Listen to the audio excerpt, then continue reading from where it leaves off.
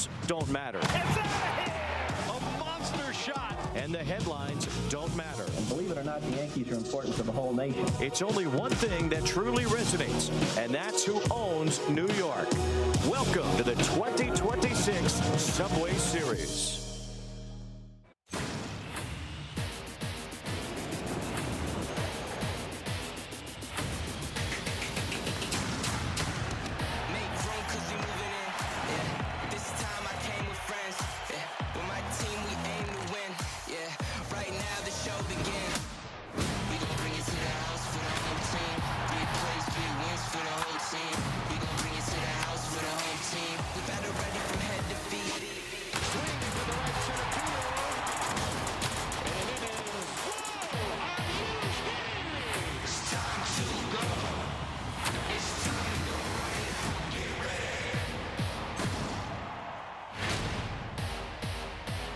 Live from New York, it's the Subway Series and the city's two most recognizable baseball faces. Aaron Judge leading the New York Yankees into Citi Field against Juan Soto and the New York Mets. Citi Field is the scene tonight in Queens for the start of the 2026 Subway Series and Friday Night Baseball on Apple TV, presented by Goodyear. It's always fun when the Yankees and Mets clash here in New York. In the American League East, bit of a bump for the Yankees this week, but still going strong to start the year, 27-17 their record. While the Mets have played better in the month of May, still trying to shake off and make up for a very slow start as they lost 12 in a row in the midst of a tough April. Alongside Dontrell Willis, I'm Wayne Randazzo, and D-Train, well, the Mets coined the phrase, you gotta believe, and I guess that's where they need to start. Meanwhile, the Yankees are steady as they come. Throw out those records, throw out those standings. They do not matter tonight. The Subway Series is alive and well. The passion, the chants already, the players. It's going to be fun tonight, Weezy. Well, certainly when you think about the Yankees in the Subway Series in this current vintage, it's all about Aaron Judge. 3 times the American League MVP. He's won the last 2 in a row. 450 homer years. This guy continues to be an all-time great. One of the best weapons in all of baseball. You like the bat-to-ball skills, the power line-to-line, the presence in the box, and also, more importantly, the leadership. They know when he goes, they go. I love this offense because he is the catalyst. He will factor in tonight's ball game. On pace for another monumental season. Let's see what he's done through 45 games each of the last 5 years, and he's right about where he normally is. You know what? He's going to be on pace for another MVP. When it's all said and done, he'll be in Monument Park, that's for sure. Well, that certainly will be the case for number 99, Aaron Judge. Well, Juan Soto left the Yankees to sign a mega contract with the Mets, the highest paid contract in baseball history. Last year was a rough one for the Mets after a great start to the season.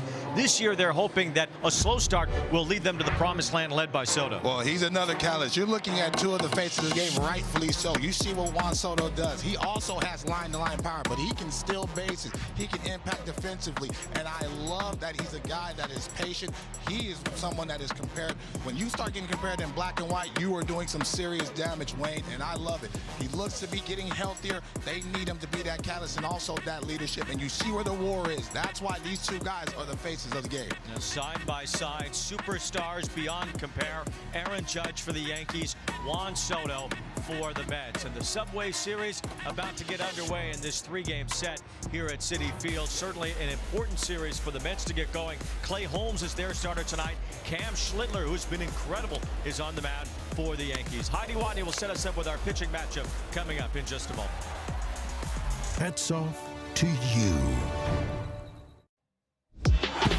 Welcome back to Friday Night Baseball on Apple TV, presented by Goodyear. Fans are pouring in on both sides of this rivalry, and they are in for a treat tonight. We have a premier pitching matchup for the first game of the Subway Series. It's Cam Schlittler, who has been one of the best pitchers in all of baseball since his debut last July, against Clay Holmes, who sports a 1.86 ERA coming into this one.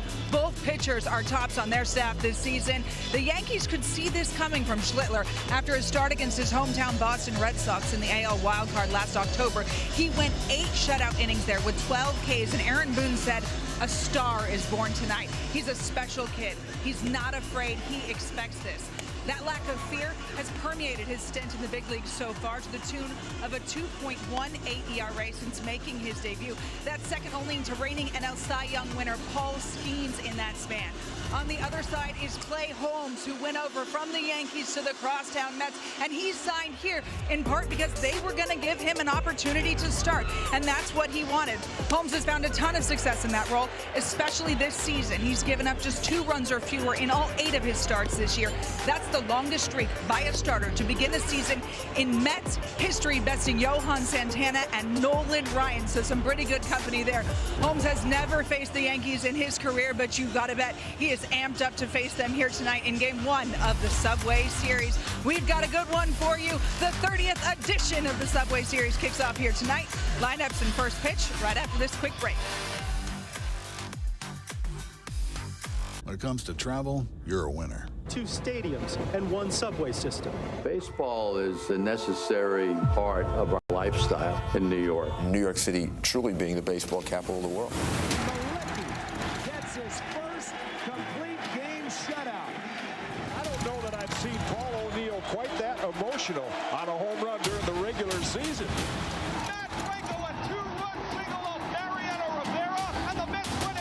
24 long years later, the World Series will once again be a Subway Series. You're hearing the Yankee fans telling you better not lose. This is one that matters. The Yankees win the game. Is Clemens out of his mind? What was he thinking? First pitch homer for Derek Jeter. Yankees win. The Yankees win. The Subway Series is special. It's a big thrill for the fans, and I think that rubs off on the players. There's no question about that.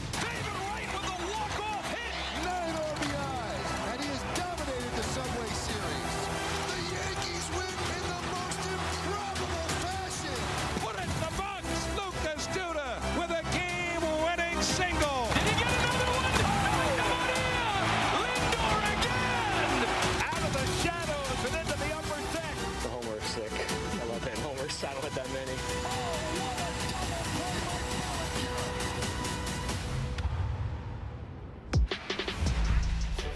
The Yankees and the Mets in the 30th edition of the Subway Series come a long way from Dave Malecki throwing that shutout in the very first Subway Series game in 1997, which of course includes the 2000 World Series mixed in there. Mets have had the Yankees number of late. They've won 16 of the last 25. The Yankees have not won a series here at Citi Field since 2018. And tonight's aerial coverage brought to you by Goodyear, our Goodyear drone cam over an evolving neighborhood here in Flushing, Queens. Beautiful night tonight. I love it. This the scene, this the atmosphere, the energy throughout the stadium right now. Asking both managers, what does this series mean to them? They say they both smiled and said it's going to be a doozy of a weekend. Well, it's fun at least, and as Aaron Boone says, it kind of breaks up the monotony of a long season. You know, 6 months, things can kind of feel the same, but the Subway Series brings a jolt of energy, certainly to both teams. And Clay Holmes facing his former team, the Yankees, for the first time. Boy, has he been good as a starter. He's been absolutely excellent. Loving that sinker movement. You will see that sinker anywhere from 92 to 95 miles an hour. He wants to get soft contact and ground balls all day long, but has really worked on that breaking ball and that change-up tunneling off that sinker as well. Very important pitch for him to get success tonight. StatCast powered by Google Cloud. It's all about ground balls for Holmes. A lot of quick outs. The former reliever as a Yankee, now starting for the Mets. Our pitcher scouting report is presented by Car Shield. That's second best ground ball rate in all of baseball over the last handful of years. Oh, it helps going to be a starter, especially in Queens. You want to go deep in the ball game. You have to be pitch efficient. That's why that sinker is awesome. Produce those ground balls, keep your team in it, and you have to be efficient. And can he be the frontline ace? With all these injuries, he has to be for them to fight back within the division. Well, he is the first Mets starter to go at least 5 innings with 2 runs allowed or fewer in each of his first 8 starts in a season. So Clay Holmes will try to keep that streak going here tonight, looking to make it happen in 9 straight starts as he faces Trent Grisham to lead things off here tonight for the Yankees. Yankees 1-5 on what's currently a road trip, although they didn't have to go too far for this one. It has been the first bump in the road this year for the Yankees coming into this weekend, having lost a handful of games in their last 6. The Subway Series is underway. The first pitch in there, a strike from Clay Holmes.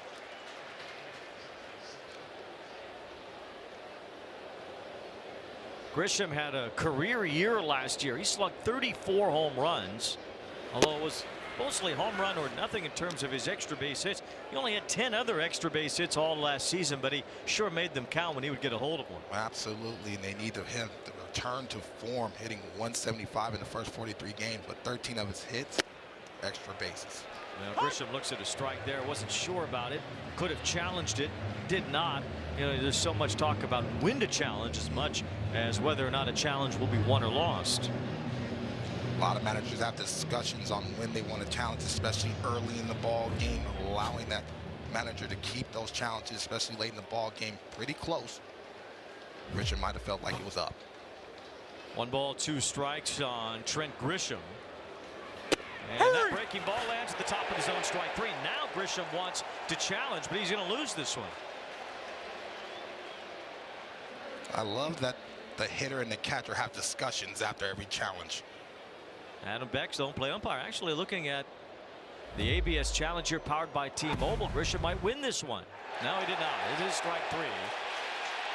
It's hard to tell at the very top edge of the zone, but Grisham had a clearer one that he could have won on the previous pitch. On this one, it is strike 3. Also, just don't want to lose your first challenge on the first batter of the ball game. And with that type of life and that type of movement, and you see the grimace right there, like, this might be a tightly contested ball game. You might want to have one of those in the back pocket later on. Well, you don't want to say grimace around here. You know, he helped the Mets get going a couple of years ago. In 2024, when the Mets turned things around in early June, they're hoping for a similar turnaround this year, as they are 18-25, and that's after going 8-4 so far in the month of May. Ben Rice has pulverized the baseball to start the year. 1 ball, 1 strike the count on Rice, who's hit 13 home runs. His average over 300, his OPS close to 1100, and he's hit everything hard to begin the season. It's really a start of things that were in the forward progress for Rice going back to the middle of last year when he started to really do this more consistently, and he has been outstanding to begin this year.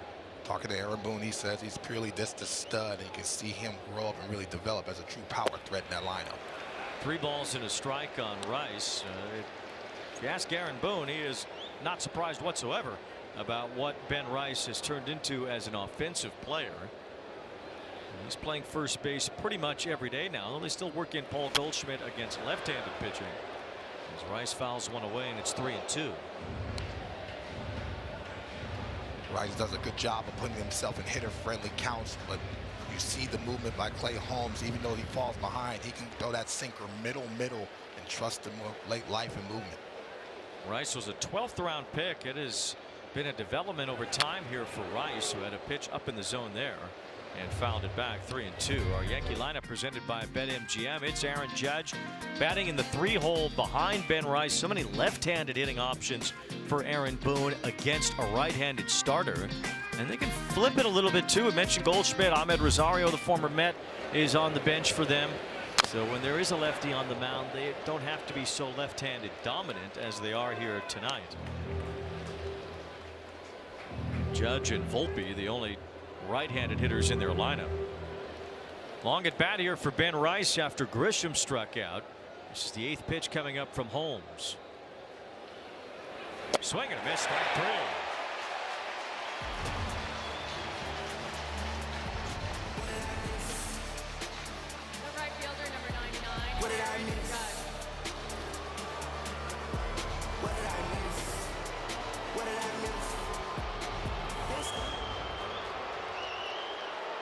Aaron Judge is the batter, and while the reception in Queens might be a bit on the icier side than what he's used to hearing here in New York, it just goes to speak to who Judge is and what he brings to the baseball field, because it is a resounding noise, whether it's boos or cheers here in the Subway Series. It makes everybody get on their feet and stand notice.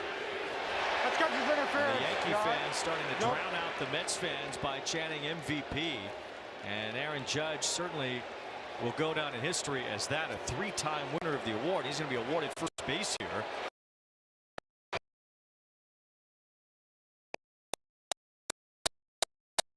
Lined up. Aaron Judge to get on base on catcher's interference. No, that was definitely not on the bingo card win, but you can see the full extension and Aaron Judge allowing that baseball to travel deep because he likes to hit for power to right center field. Well, Luis Torrens starting behind the plate for the Mets, as he'll do most of the time while Francisco Alvarez is out. Cited for that catcher's interference, and it puts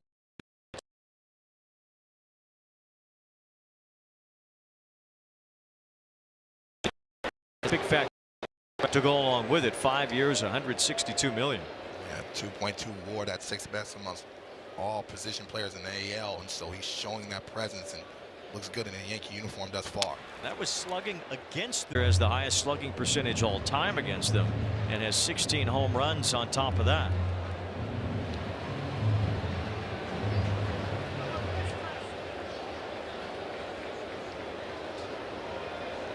One ball, one strike on Bellinger as Judge takes his lead off first.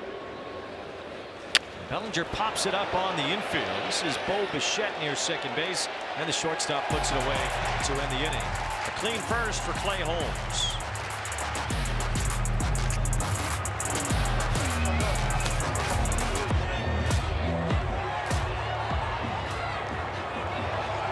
Spot today. The Mets have had the worst production out of the number 3 order of any team in the major leagues. So, well, a chance to change that by putting one of the best hitters in all of baseball in that spot. Instead, Soto will hit behind Carson Bench and Bo Bichette at the top of the order for the Mets tonight against a tough customer. Man, Cam Schlittler has been unbelievably good. Fun to watch the young big man do his fastball anywhere from 96 to 100 miles an hour. And a lot of them. Fastballs all around, whether it's the 4-seam, the 2-seam, or the cutter. It's all come out to a 1.35 ERA for Schlittler this year, and an ERA just above 2.2 so far in his major league career. Not supposed to be that easy, is it? Definitely not. Carson Bench looks at a strike, and it was a fastball. It likely all will be from Schlittler, throwing about 90% fastballs, whether it's one variation or another. Bench started to turn things around in his rookie year, batting .389 in his last 10 games. Check swing, he fouls it off. It's 1-2. It's one of the cutting action fastballs. He's thrown 216 of those so far without allowing an extra base hit. So that's the life and the command and the movement of that pitch. A very important pitch, especially to left-handed batters. 1 ball and 2 strikes the count on Carson Bench in the leadoff spot for the Mets tonight. And he swings right through the fastball for strike 3. 99 in the top part of the zone. Talked about that already. Talking about the fastball at the top of the zone. 99 miles an hour, but also the sinker and the cutting action. Very difficult to square up. An occasional breaking ball to be able to change the hitter's eye level. Very, very good pitch as well. Statcast powered by Google Cloud and powered by 99 upstairs from Schlittler. It's a little bit easy when you got that in the back pocket, Wayne. 1 out. Here's Bo Bichette playing shortstop again after the injury to Francisco Lindor, and it sounds like it might be kind of a long-term injury for Lindor. What they're hoping is not long-term is how Bichette has hit so far this year. He's only batting .218, just a .270 on base percentage. And he drives this one to right center field. It sends Grisham back over to the warning track near the wall. He's got it just in front of the fence as Bichette gave it a ride, but he's the second out. The left fielder, number 22,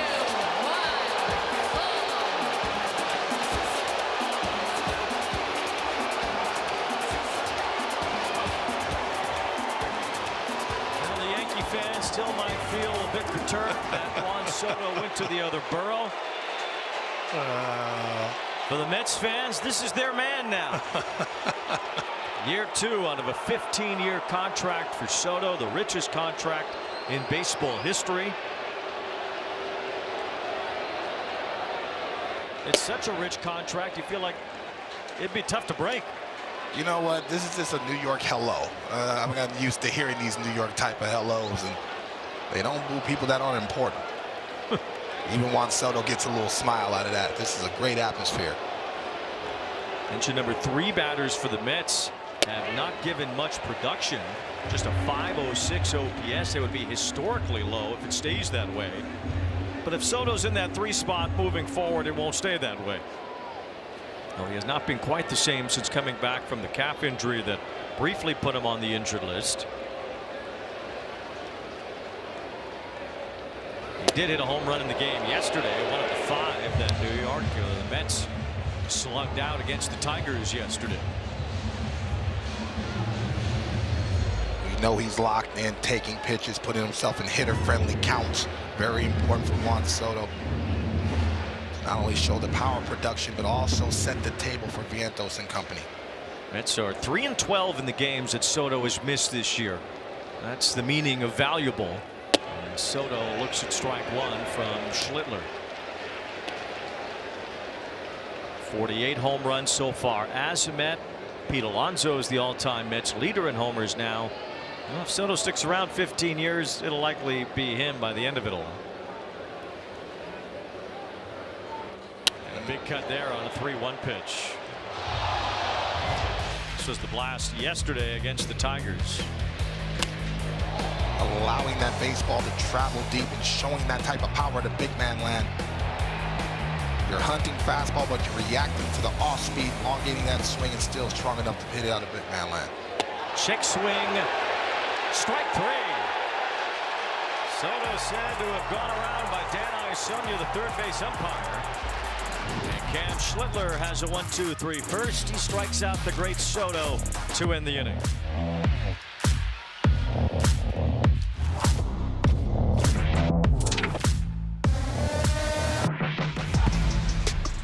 Friday Night Baseball on Apple TV is presented by Goodyear. And coincidentally, so is our drone cam, which brings you these shots with the New York City skyline in the back. For Citi Field for the Subway Series. The Mets and the Yankees, their first of 6 matchups this year. There's a delayed strike call to Jazz Chisholm leading off here in the top of the 2nd. 3 games at Citi Field this weekend. They'll play 3 others at Yankee Stadium. They'll be coming up later in the year as Chisholm whiffs on that, and it's 0-2. 4 home runs, 14 runs scored in 24 games at Citi Field in his career, so he's very familiar having success. Those Yankee Stadium games will be over September 11th this year, the 25th anniversary. The 2 New York teams will be matched up against each other as they were 5 years ago here at Citi Field for the 20th anniversary of 9/11. The count is no balls and 2 strikes on Chisholm, who's had a slow start to this year after a 30-30 year last season.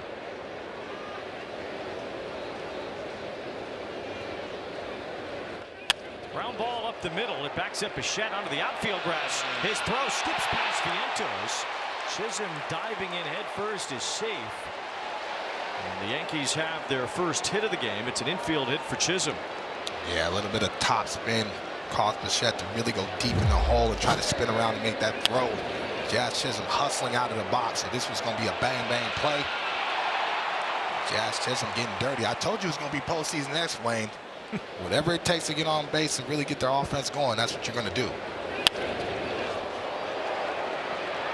And Chisholm also brings a stolen base element. I mentioned the 30-30 year last season.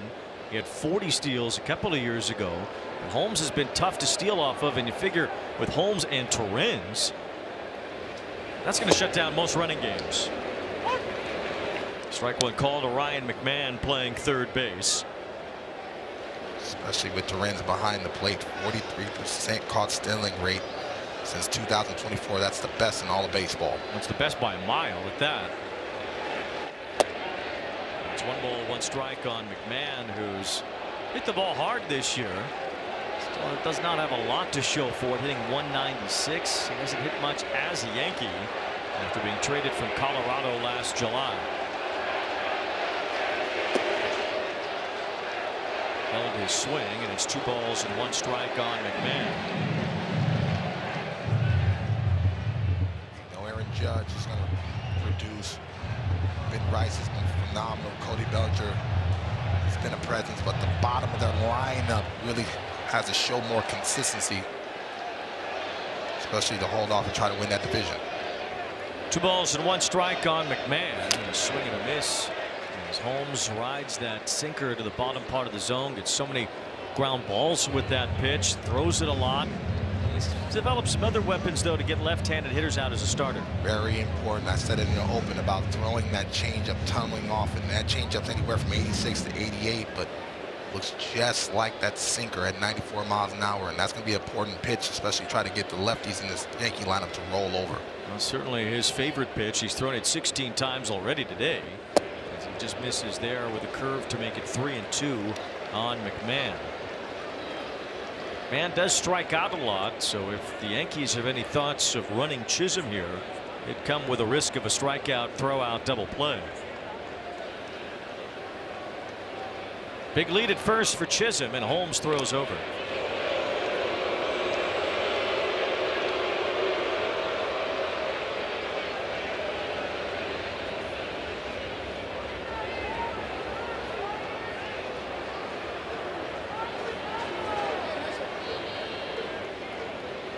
Time is called. Holmes being told to make sure he maintains eye contact with the batter here in McMahon.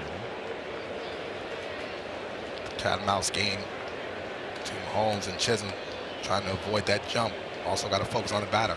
Chisholm with a big lead, not running, swing and a miss, strike 3. So Holmes does get the strikeout. That's why you didn't see Chisholm take off there. Third punch out for Clay Holmes, one away. Seems like Jazz got a good jump, but excellent sinker, and you see that movement. That movement's almost a foot, especially with that type of velocity. You almost have to look, especially a left-handed batter, to hit the ball to the left side more often. Holmes, 33 years old, was brought up in the Pirates organization, but ever since leaving there to pitch here in New York, he's been completely different. There is ball one to Spencer Jones, who made his major league debut recently. He's DHing tonight. Holmes had an ERA as a Pirate of 5.57. Since coming to New York with the Yankees and the Mets, his ERA is 2.92.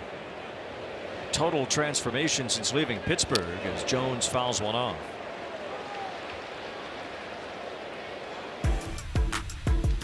But for me, Wayne, watching him develop even from a reliever to a starter, you can see the other tools, the changeup as well as the breaking ball. When he's in the back end of that bullpen, that sinker was his lifeblood, and because he can throw it on both sides of the plate, he really didn't have to show that breaking ball and really that changeup at all. A very high ground ball rate as a Yankee in 2022. Was a closer for a couple of those years.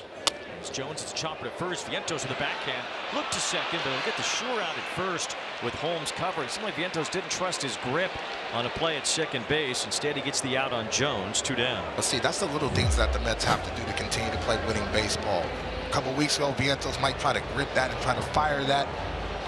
Maybe Grisham got in the way of that throwing lane. Maybe he didn't have a good grip, and now you're compounding the problem. Let's just take the out, get 2 outs, and trust our starter. Get us back in the dugout. But playing clean baseball, there's a lot of guys in this lineup that are playing out of position, so when you get it out, you have to take it. So 2 down. Chisholm now at second base, and Anthony Volpe is the batter. Made his season debut the other day, finally back from that shoulder surgery he had in the offseason. He was 0 for 3 on Wednesday against the Orioles, made an error in that game. And he swings and fouls off the first pitch here. It's kind of a different world now that Anthony Volpe has entered. And at the end of last season, he was still the everyday shortstop. Now at the play of Jose Caballero, and Caballero should be back sooner than later. Well, there's no guarantee that Volpe is going to be a starter every day this season. Far from it. No balls and a strike. As Volpe hits a little chopper toward third and foul. It's 0-2. He hit 221 in AAA and made a couple errors, but doesn't matter now. He has a chance to re-audition and really win the likes of Aaron Boone and that front office to say, hey, I'm a talented shortstop. This guy's had a success in the big leagues. He's won a Gold Glove. He's done everything. And that is a demanding position in this organization. You have to go out there and play clean. And so he has a chance to redeem himself. Well, they like what Caballero has done. As Volpe takes ball one, especially defensively. You know, Volpe's won a Gold Glove, but Caballero has been a good defender at shortstop, in addition to all the elements he brings with his speed on the offensive side. So it'll be interesting to see how Aaron Boone mixes and matches with really 2 shortstops in the mix once Caballero is healthy. foul from Volpe, and it's still 1 ball 2 strikes.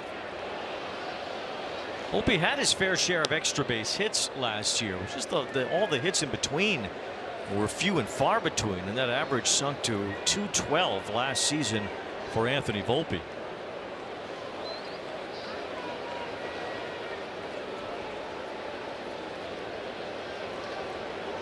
One ball 2 strikes. Holmes ahead of him. Breaking ball off the plate makes it 2-2.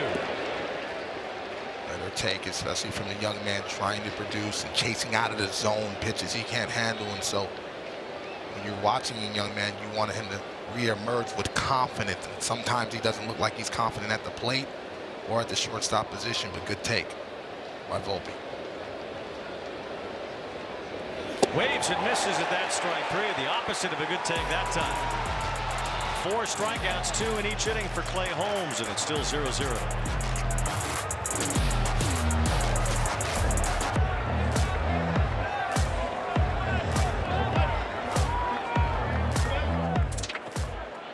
Cam Schlittler leads the American League in ERA through his first 9 starts this season. He also leads the odds.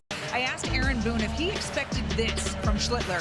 He said he caught his attention in spring training 2025. Schlittler wasn't in big league camp, but he came up for a spot start against a good big league team late in spring and dominated. But it was also his demeanor on the mound that struck him, Wayne.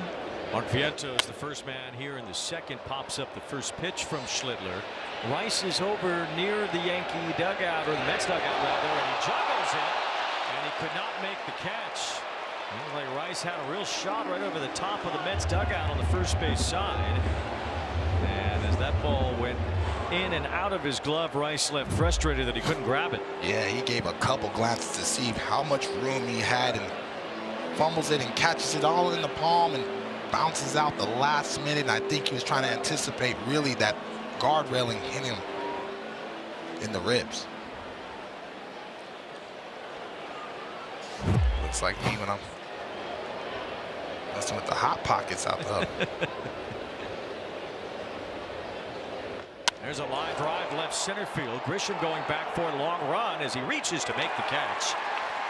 Vientos gave that one a pretty good ride. Hit his first home run here at Citi Field since last August in the game yesterday, and made Grisham have to chase that one, but Grisham up to the task. Yeah, that's an intriguing matchup because Vientos likes to hunt the fastball, and obviously Clem Schlittler likes to throw that fastball. Excellent jump by Grisham. Man, he makes those plays so smooth. Excellent route runner. Grisham, a 2-time Gold Glove winner. He is really an excellent outfielder. With 1 out, MJ Melendez bats. He's the designated hitter for the Mets. As he takes ball 1 from Schlittler. The Yankees say that Schlittler is really a development success story. They say that he has touched every part of this organization in terms of how he has come along over the last handful of years. Drafted in 2022 out of Northeastern University. He's a Boston guy. Count in there, 1 ball 1 strike after that one gets in at the bottom of the zone to Melendez. But he was only averaging about 89 miles an hour with his fastball when he was at Tampa in A-ball. And now he's averaging 97. 8-mile-an-hour surge in velocity since those days in the minor leagues. Swing and a miss by Melendez, and it's 1-2. They gave Schlittler a target weight. They said you need to weigh about 221 pounds. That's where we want you to really fulfill what you can do, grow into your body, and have your mechanics kind of match what your body strength is. And he did it. It took him 2.5 years to get to 221, but he did it. Now he's about 225 as he rears back to strike out Melendez. 3rd strikeout for Schlittler, 2 down. That's just a little more Dunkin' Donuts, especially even in the Northeast. But, you know, his arm strength, the arm development, how to eat right, the small muscles, everything you learn to develop a professional athlete. He took the heave, and I hear he's a great young man and loves to work hard and has mound presence and believes in his stuff. He believed in it when he was throwing 89. You're going to believe in it when you're throwing 99. Yeah, it's a good reason to believe in it now. 2 outs. Here's Brett Beatty as he takes ball 1. One of the great rookie postseason pitching performances of all time by Schlittler last year. Although Trey Yesavage also had a great one in the postseason for the Blue Jays last year as well.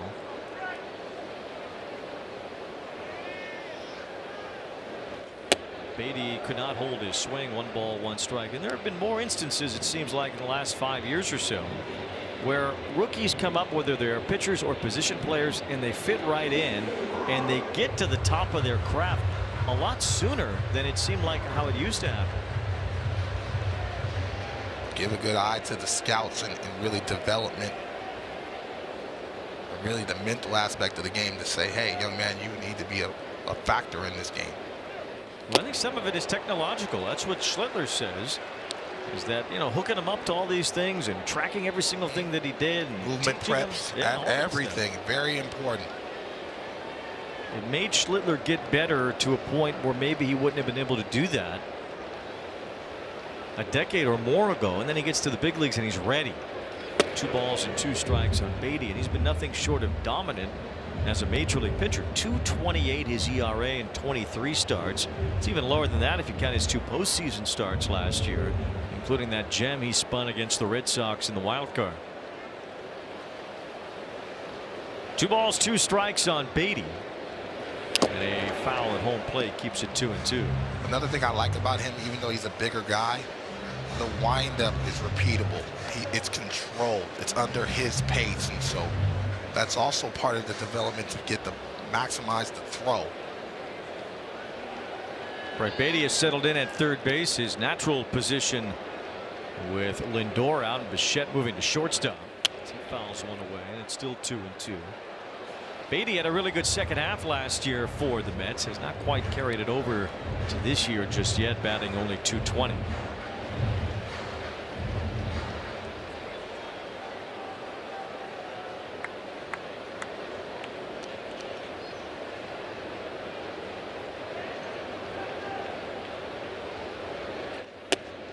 Fastball higher than high for Schlittler to make it 3-2.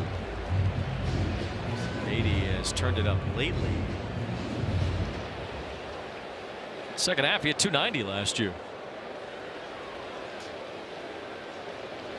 This will be the 8th pitch of this at bat. Beatty stays in there. Schlittler not used to having long at bats against him. He has not even averaged 15 pitches per inning this year. So rare to see an at bat get up into this 8, 9, 10 pitch territory. He's staying on that fastball, whether it be a cutting action or a sinker, but he's just hunting the velocity thus far. Lines this one to shallow right, coming in for a Judge. It's a base hit. The Mets have their first of the game, and it's Brett Beatty with 2 outs here in the second. Excellent job by Beatty, never coming off that pitch. He said, hey, I don't believe he's going to throw that changeup or that breaking ball, so I'm going to stay on that cutting action fastball. Does an excellent job pulling the hands through. That's the only way you're able to get to that barrel. Rather than the label and strong enough to get a base hit.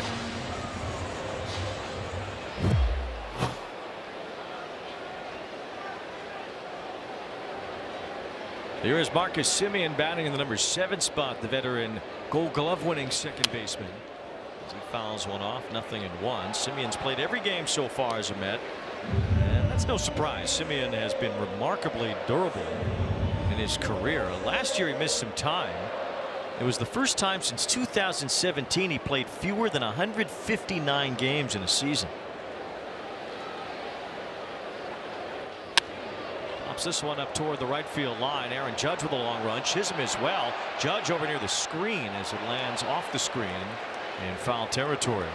Yeah, that's one area at this ballpark where you're running out of real estate quickly. It looks like it's about 2 paces off the line. And once you get past that sidewall down there where it indents, there is almost no foul territory down the left and right field sides here.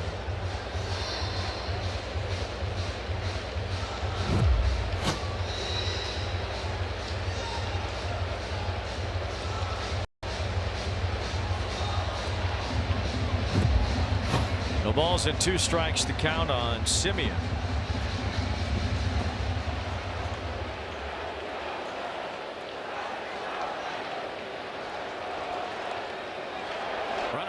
Semien chops one foul. Excellent jump by Beatty. Tough count to steal on because Semien has to protect. Got a walking lead. Excellent jump, but almost throwing that bad head out as the cutting action fastball tailing away. Beatty does have 2 steals on the year. It's still 0-2 on Simeon. And a check swing and a pitch up and in. He went around, strike 3. Schlittler ties up Simeon, has his 4th strikeout. Still scoreless after 2.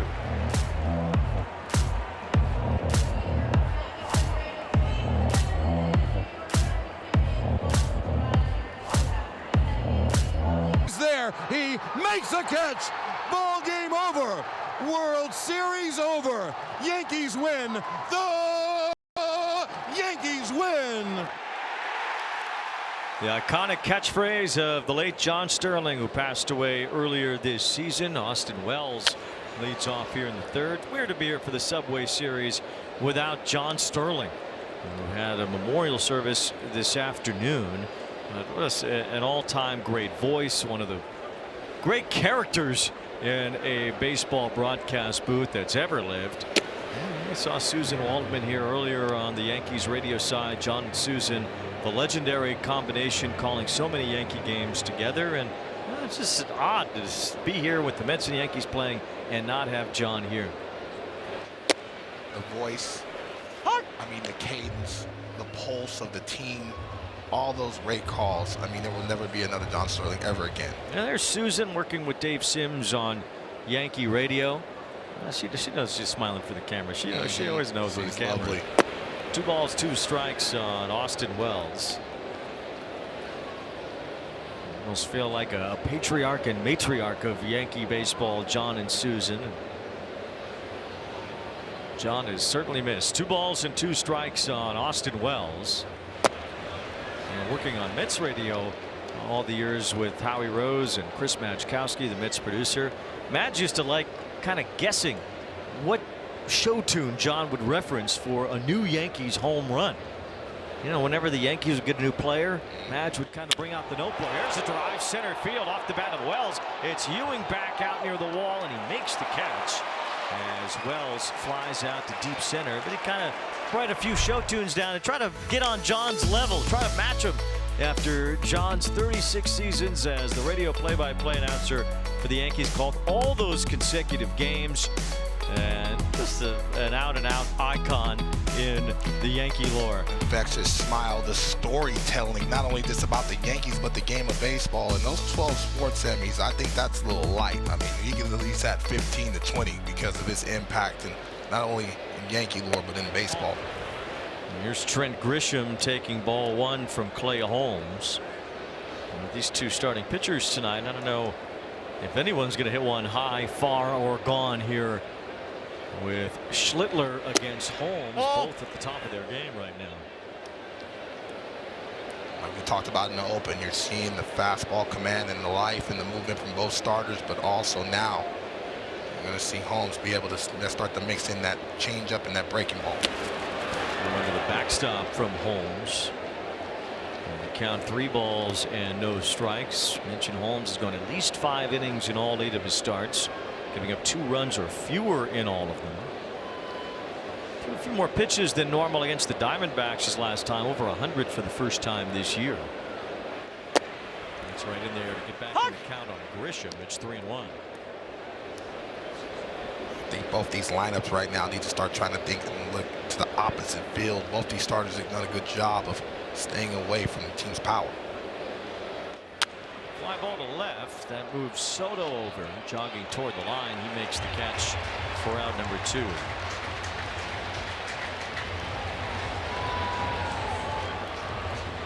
Now the Ricola weather report. That's all you. You said you wanted to be the weatherman. Have at it. Ricola. Nice little cloudy New York night. Not too windy anymore. A little windy. 63 degrees. It's a perfect little dinner coat night, Wayne. We can go right to dinner after the game, baby. Sounds good to me. You buying though? What? There's a strike to Ben Rice, who struck out his first time. It'll be the 80s here this weekend, but it's a perfect little spring night for baseball in New York today. 1 ball, 1 strike on Rice. Rice, one of the 4 strikeout victims for Holmes. Rice only 3 hits in his last 25 at bats. Missed a few games because of a hand injury. Aaron Boone says it's not affecting him now. 2 balls and a strike to count. And it's been a remarkable start for Rice. And again, there's nothing really cheap about it. He has just crushed everything that he has hit in the first several weeks of this season. It's a strike that Rice wants to challenge. And there was a challenge lost by the Yankees in the first inning with Grisham. Now Rice challenging with ABS powered by T-Mobile, and that's a strike. So the Yankees are swiftly out of challenges tonight. Wow.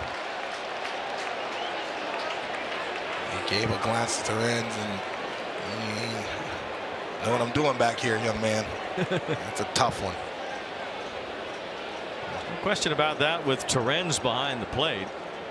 Rice has some catching experience himself as he takes ball 3.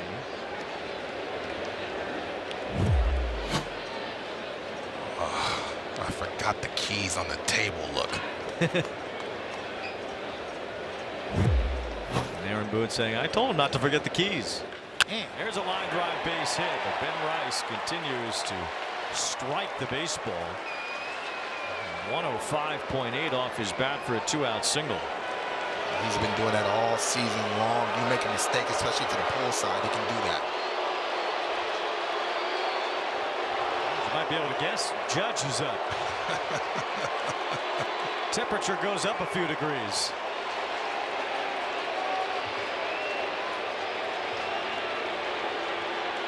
That's the definition of all rise, huh, Wayne? It certainly is. And Judge goes the other way for a base hit.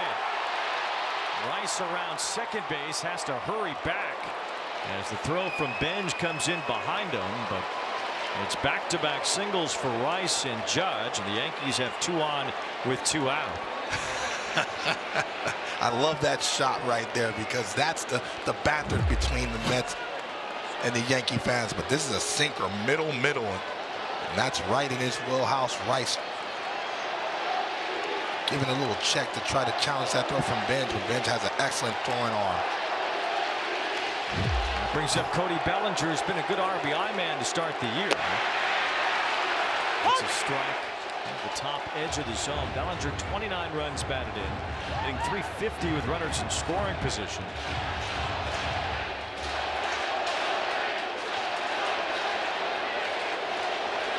About Bellinger, though, so far this year, he has not hit well away from Yankee Stadium. It's the highest gap in OPS between home and road in the majors this year. 1 ball, 1 strike. 1259 is his home OPS, 516 on the road. A lot like for Rice, that Yankee Stadium is made for those lefty power guys, and he seems to feast more at home. 1 ball, 2 strikes on Bellinger. Mentioned his numbers though earlier against the Mets, drove in 10 runs last year and 7 extra base hits against the Mets, the most by a Yankee in the Subway Series since its origin in 1997.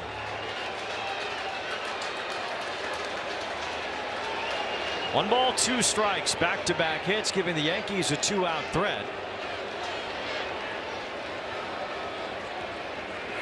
Bellinger stays alive, fouling one off his foot. Tough pitch to stay on, being able to cover that slider down and in. Holmes trying to get him to swing over the top of that. 1-2 count. He has options. All he has to do is to stay out of the middle of the plate with that sinker, but the slider's an option and a change of falling away. Only Bellinger as well. Sun setting over this spectacular city and Subway Series underway. First of 6 matchups for the Mets and Yankees this year. They were 3-3 against each other last year. 1 ball, 2 strikes. Bellinger reaches out and taps one to right. That's a base hit. Ben Rice heads home. Judge goes to third. The Yankees are on the board first, and it's Cody Bellinger with a 2-out RBI double.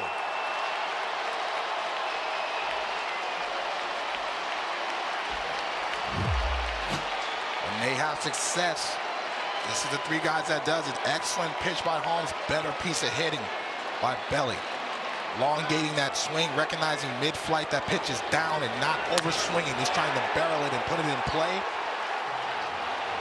Being athletic and really making adjustments pitch by pitch. He swung over the top of that breaking ball the first time, slowed down his swing, and got another RBI. Now the big Yankee bats coming through with 2 outs. Ben Rice started the rally singling. Aaron Judge did the same, and now Bellinger shooting a double down the right field side to bring home Rice. And the Yankees up 1-0 here. And the way Cam Schlittler has looked early on and the way he's looked most of this season, you wonder if 1 run might be enough, but certainly from the Mets standpoint, they don't want to give up these other 2, as the Yankees now have 2 in scoring position. Could be a situation that this could feel like the game right here, right now, to be able to stay focused. Let's go over the scouting report. He's had a couple long at bats. Give him a breather and say, hey, focus and get us back in the dugout so we can do some damage. Cody Bellinger with 2 outs and 2 strikes brings home the first run of the game. And now it's Jazz Chisholm with a base hit his first time, as the Yankees take a 1-0 lead here in the 3rd. Ball 1 to Chisholm. Well, the Mets are coming off a sweep of the Tigers. Detroit scored first in all 3 of those games. The Yankees threatening for more here with 2 outs. And Chisholm hits it hard past Vientos into right field. 2 more runs come home. Judge and Bellinger score. Throw to second. It's a double for Chisholm.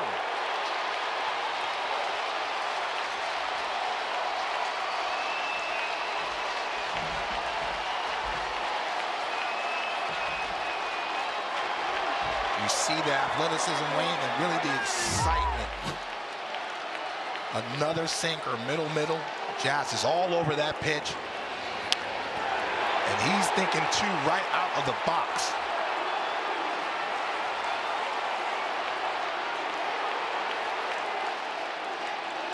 It's the 8th double for Jazz. He has 16 RBIs. Clay Holmes has allowed 3 runs in a game for the first time this year. And it's come here in successive order as Chisholm steals 3rd. See, this is what you want to see if you're a Yankees fan. This is the Jazz Chisholm that you want to see as far as the aggression. Playing his style of baseball and having fun out there and causing havoc. 2-run double. Now he's at 3rd after the stolen base. A grounder foul off the bat of McMahon. For Jazz, that's his 12th steal this year. The first one allowed by Holmes.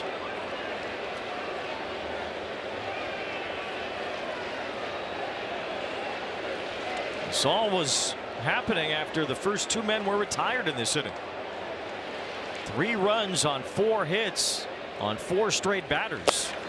And Ryan McMahon strikes out to end the inning, but it turns into a big 2-out rally for the Yanks.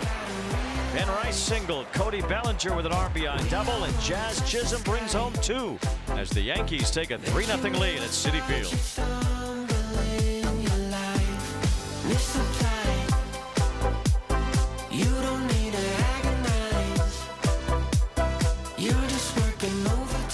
Cloud as Cam Schlittler has 6 outs, all with fastballs of some sort, as you'd expect. 3 with that cutter. He has 4 strikeouts in the first 2 innings.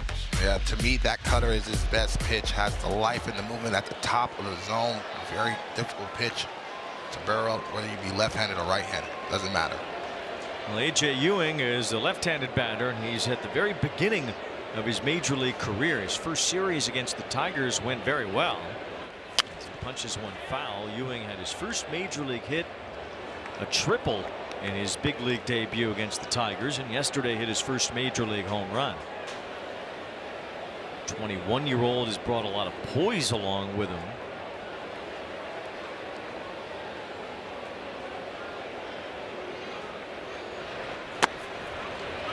In spring training that Ewing made a pretty big impression on some of the Mets veterans, including Bo Bichette, who wasn't really familiar with Ewing and was asking Carlos Mendoza, who is this guy? Is he going to be on the team? Yeah. That speaks volumes, being able to be that impactful. Also, Carlos Mendoza really talked about this. You know, he looked like his presence was a 10-year big leaguer, and so hitting .336 between AA and AAA before being called up. This could be the future. Just a dozen games at AAA. Well, Carson Bench didn't have many more than that. 2 balls, 2 strikes. You saw Michael Conforto skip AAA on his way to the major leagues back in 2015 when the Mets kind of needed a jolt back then. In the summer of 2015, Conforto came up. Yoenis Cespedes was traded for. The Mets were finally able to take off and make it all the way to the World Series that year. Here's Ewing with a fly ball to left center field. Grisham moves over along with Bellinger, and it's the left fielder Bellinger for the out, 1 away. Statcast powered by Google Cloud. The home run for Ewing is first in the major leagues. You see that sweet swing? That's a short swing, easy through the baseball. He will have some power, especially middle in. But with the plate recognition and discipline, I can see this young man hitting 20 to 25 home runs for the Metropolitans.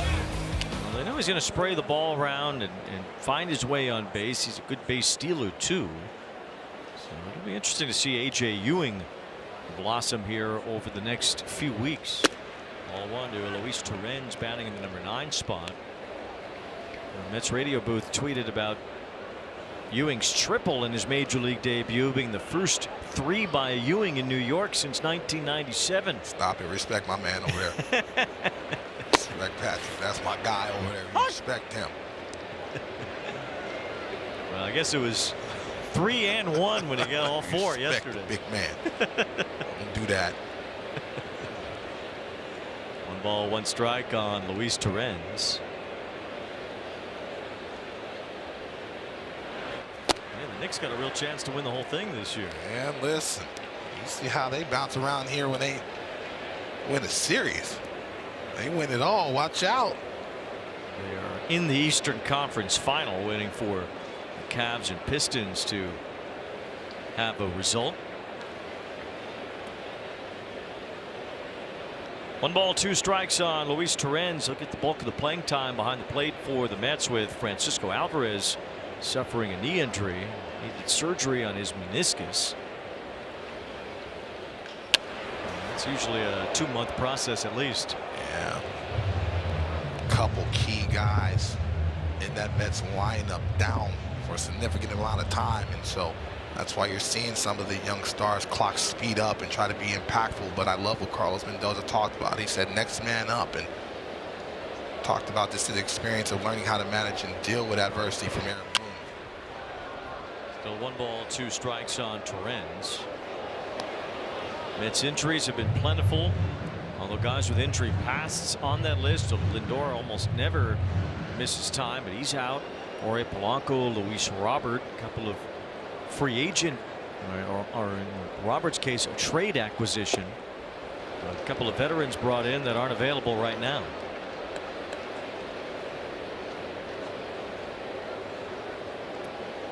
Two balls, 2 strikes on Torrens.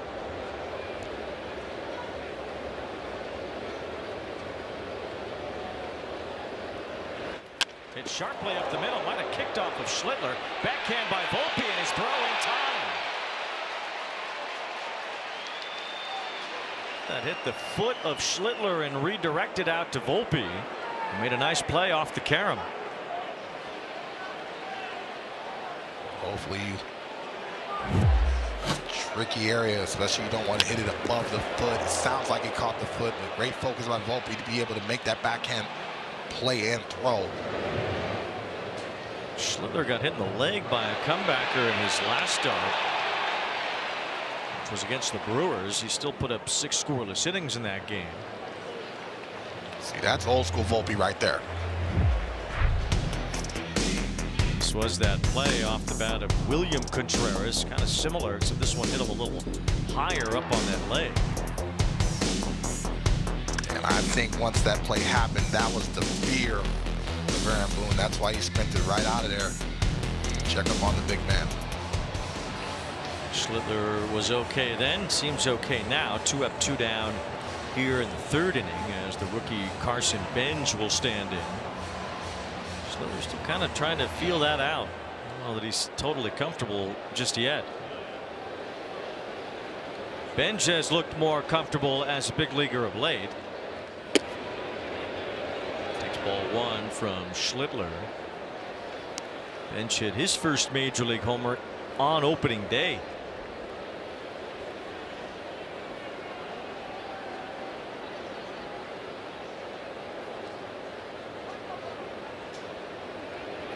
Second Met to ever hit an opening day home run in his major league debut. Kaz Matsui did it in 2004. That man has elite sprint speed. Like I talked about it earlier, excellent throwing arm as well. A little bit early. Ricky swag with the chains. I thought you'd like that. I like that. You gotta be yourself out there, especially in the Big Apple. Listening. I can smell a man with money. Well, it must be draft money because he hasn't made any really as a major leaguer yet. He was a first-round pick out of Oklahoma State. 3 balls and a strike to count on Bench. Yankees scored 3 with 2 outs in the top of this inning. 2 out, nobody on here in the bottom half. As Carson Bench looks at strike 2. Guys getting tied up on fastballs right down the middle. Yeah, it's a tough situation because you feel like your run doesn't matter, but you work a 3-1 count against the ace. You want to look middle in and try to drive that baseball. Full count pitch, and Bench fouls off another. Been a lot of foul balls here in the last couple of innings against Schlittler. And that movement late, right when it gets to the hitting zone, not only the velo, but the cutting action or the sinking action you have to pick. Every once in a while, that 4-seamer stays true through the strike zone. So the count 3-2. Bench struck out his first time up. Smacks this one in the air to left. Bellinger racing back for it. Over near the wall, reaches up, and he makes the catch on the warning track to take an extra base hit away from Bench. Play by Bellinger going back on this one. Turns into a 1-2-3 inning for Cam Schlittler thanks to the back-footed leap of Bellinger.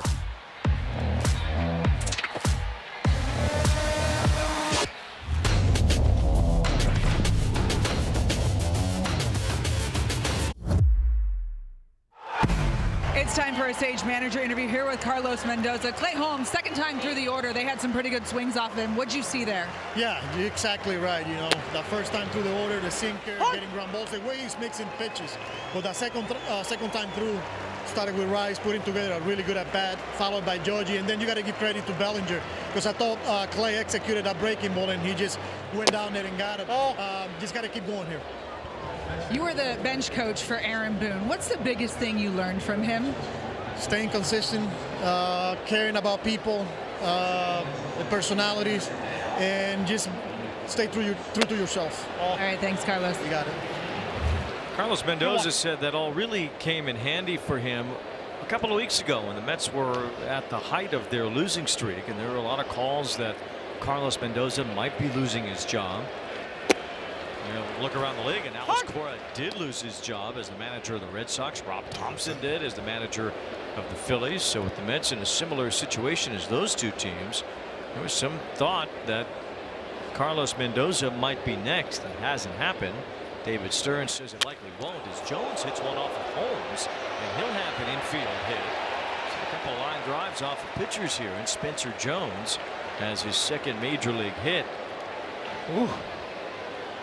You want to talk about exit velo? That ball was hit extremely hard, and so second inning in a row that the manager had to check on the starter because you're hoping that it caught more glove. It did not. It caught any glove. 111 miles an hour. This was a rocket. Top of the foot.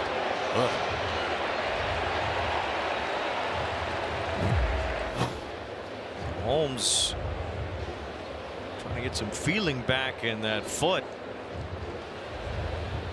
as Jones is on. Back to Carlos Mendoza. He said, you know, there was a lot of times when he was with the Yankees and on Aaron Boone's staff where there were similar calls for Aaron Boone's job, and he said the way that Aaron Boone carried himself during those moments is how he tried to carry himself while the Mets were having a tough time.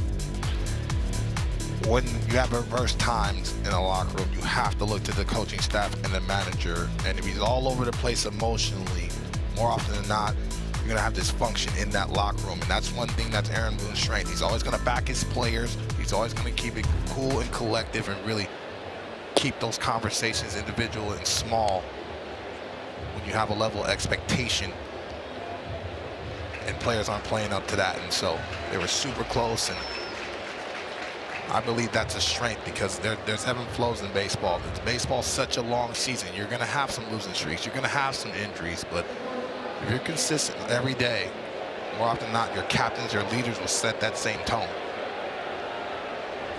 Holmes is good to go here after Jones singles off his foot, and now it's Volpe who was struck out his first time. Oh no, Johnny! Volpe did not go around. 1 ball, no strikes. Carlos Mendoza said a lot of it is just protecting the players, but also making sure the players aren't worried about him either. He said, don't worry about my job. Just go out and do yours. 2 balls and no strikes. Mendoza spent almost 2 decades in the Yankees organization. And the last several of those years coming on Aaron Boone's staff, including being the bench coach for the Yankees. 3 balls and no strikes on Volpe.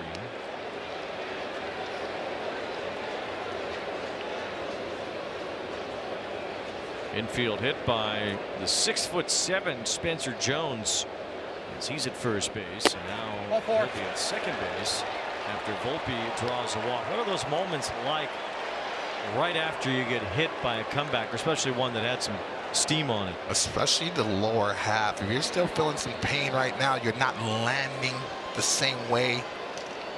You're not driving the same way, and so all of a sudden the arm angle changes.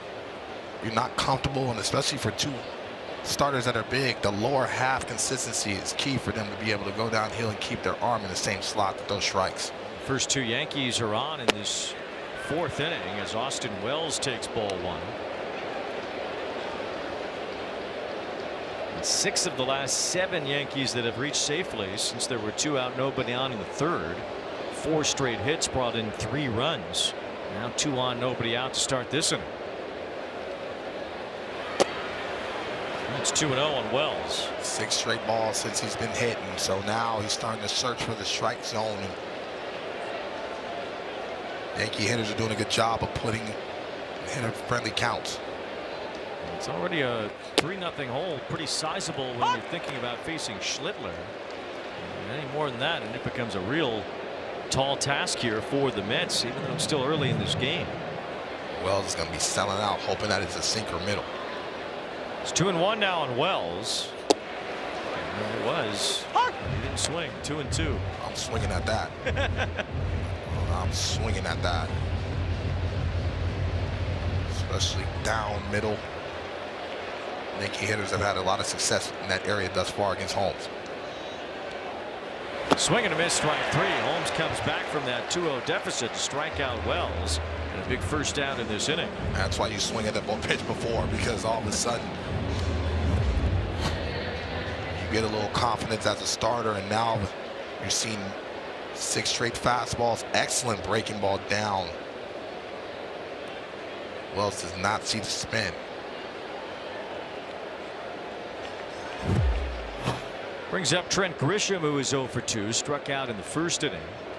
Swings and misses here on the sinker from Holmes. And after the 4-pitch walk to Volpe in the first 2 out of the zone against Wells, Holmes has gotten back in the strike zone.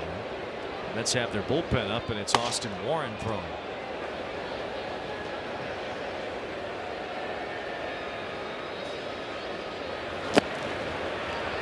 Timeout. Even in the best case scenario for Holmes' foot, well, he's thrown 80 pitches already in this game. Yeah, it's been taxing, especially the Yankee hitters have done a good job of really just working the count.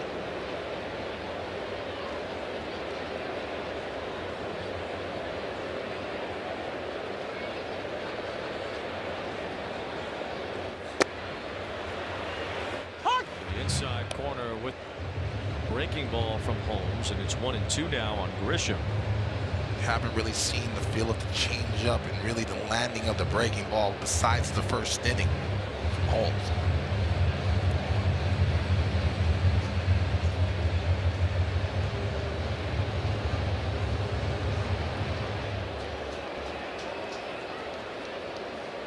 Jones at second base, Volpe at first. Just missed, and actually Torrens thinks it did not miss. That's challenge powered by T-Mobile, and that's going to be a strike at the top of the zone. So it's strike 3 to Grisham. That's the same pitch that struck him out in the first inning that he lost a challenge on. Torrens is excellent back there. We talked about the throwing metrics, but being able to have strike zone awareness, and as the ABS goes along, you're going to see that that's going to be a real weapon for catchers that are excellent at that. 2 down, and the batter will be Rice. Howie Rose, the legendary Mets radio announcer, who really serves as a Mets historian too, says that Torrens is probably the best backup catcher the Mets have ever had. The Mets are paying him like a starter, really, with a 2-year extension they just gave him. As Rice takes ball 1 from Clay Holmes. I mean, the game calling, the pitch receiving, very important to have depth in that position.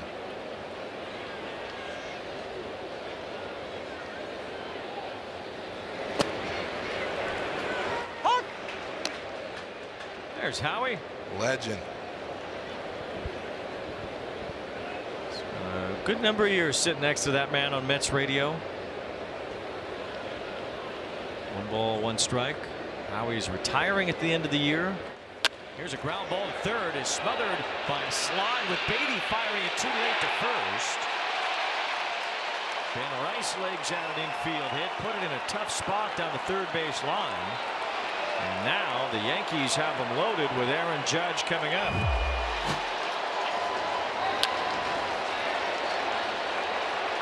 Excellent backhand by Beatty, but Ben Rice hustling out of the box. That swing caused the momentum to be in down first base. And now you're up against it with nowhere to put Aaron Judge. Judge had a base hit and a run scored his last time. Reached on catcher's interference in the first.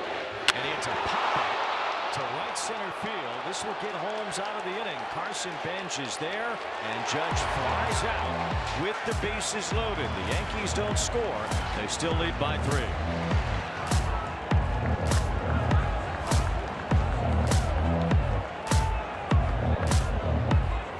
Here with Aaron Boone, Cam Schlittler got hit with the comebacker again, 2 starts in a row, but he's given up just the 1 hit. What are you seeing from him? 3 starts in a row he's got hit.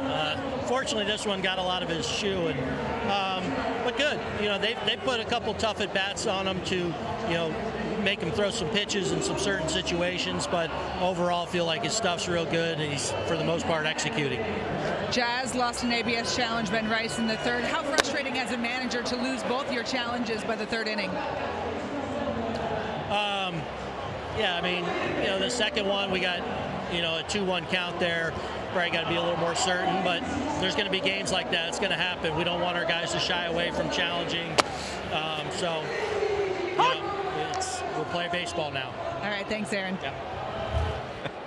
Well, that hat almost came right off the top of his head. Big gulps, huh? All righty. The Yankees lost their challenges right away here tonight. Fly ball to center from Bichette. It's Grisham moving over toward right center to make the catch. 1 pitch, 1 out here in the 4th inning. Pitching decisions presented by Sage. Cam Schlittler keeps right on going. He struck out Juan Soto earlier. Yeah, he's trying to attack him with that fastball up, but battles all the way back 98 middle in, challenges him 98 again, and then that tailing action at 96 gets Juan Soto to chase. You don't see that too often out of the zone. Soto hitting just .267 to start the year. Kind of a slow start last year as well, but he took off at some point.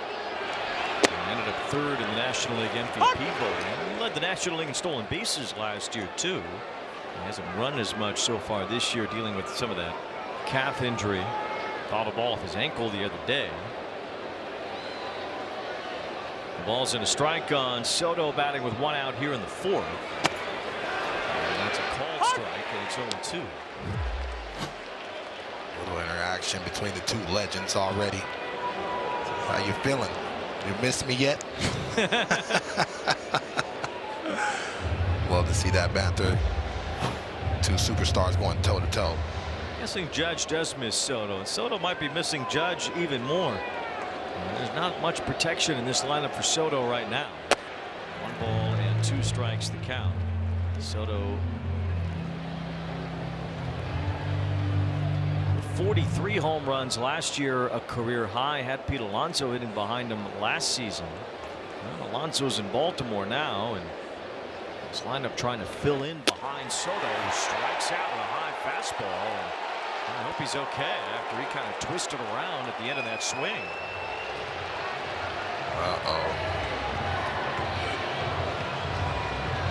Soto clutching at his lower back after he twisted almost all the way around following this swing and miss.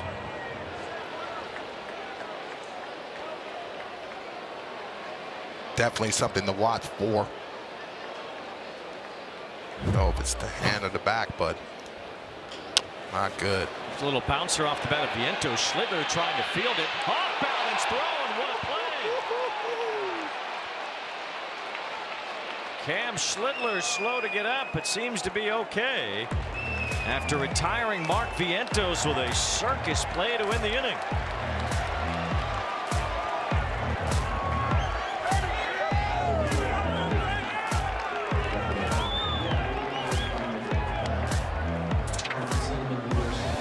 Down and making that throw perfectly to retire Vientos. Excellent play. All his momentum's going to the third base side. The only play he had was the barehanded.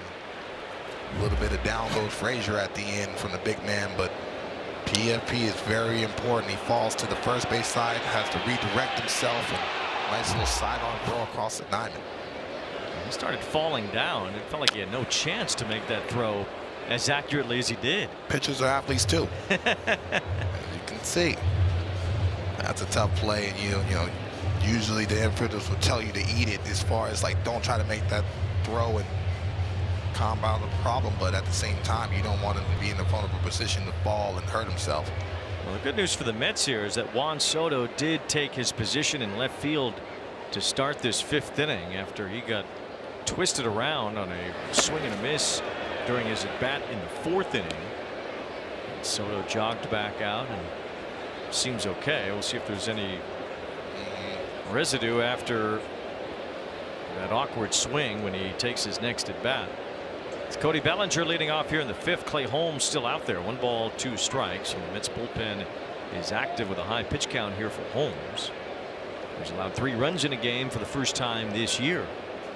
Swing and a miss by Bellinger. Strike 3. Soto's swing to end his at bat in the 4th inning. Trying to get on top of that cutter. Overextended himself, it felt like. What concerned us is that walk away and that little grimace of looking at his hand and really his back, and they can't have any more losses to this ball club. All the injuries we talked about early in the ball game, he has to be able to continue to be that presence in the 3-hole. Meanwhile, Clay Holmes has a new season high in strikeouts. He has fanned 8 tonight. As Bellinger is down on strikes to start this inning. It's been a good night so far for Jazz Chisholm, with a base hit in the 2nd inning and a 2-run double in the 3rd. Seeing the athleticism from Jazz Chisholm, the speed and really the power, and he's right. You elongate that lineup. Somebody at the bottom of that lineup really has to emerge, and I feel like he can be the individual to do that. 2 balls and 1 strike the count. And it's ball 3. Well, Chisholm certainly has the track record to do so. Very good season last year for the Yankees. And his 2nd All-Star team was a Silver Slugger winner. I feel like Chisholm will get there eventually this year. Good night so far in this one as he takes ball 4 on base for the 3rd time today. Adobe standout scores, the back-to-back doubles giving the Yankees the lead in the 3rd. Yeah, Belly being able to elongate that swing, shorten the swing, and then Jazz Chisholm, runners in scoring position, showing the power. Aaron Boone talked about it. He says runners in scoring position, we have not been great over the last week. That's why we struggled offensively. But if you get contributions from guys like Chisholm, Grisham, really step up. Watch out. That's it for Clay Holmes, his shortest outing of the season. First time he doesn't make it through 5 as he gets lifted here in the 5th.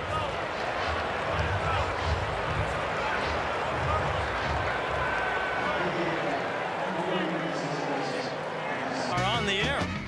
A city block. Well, it's supposed to be a city block. I don't know if that's a whole city block, but it's a big screen showing Friday Night Baseball on Apple TV right in the middle of Times Square tonight. The Mets and the Yankees on the center screen underneath the Marriott marquee. They came to see you, I think. Mama, I made it. That's it. Can't make it any bigger than that. Get the Times Square billboard, and you're doing all right in life. I'm in the booth with you, Weezy. It's all good in my world. Can't complain. It's all good in Austin Warren's world, too. He's been very good as a member of the Mets since joining them last year. He's in relief of Clay Holmes and throws this one off the back of Chisholm. Chisholm in too much pain to even get up and do anything about it, as he stays planted at first base. Might have been the only thing that saved him from him advancing the second. Shock of being squared up in the back. Once again, Aaron Boone has to run out there and make a little lap, and right between the shoulder blades, Wayne. And right in the number 3 on his back. The ball got away from Vientos all the way toward the camera well, but Chisholm couldn't move after that errant throw by Warren.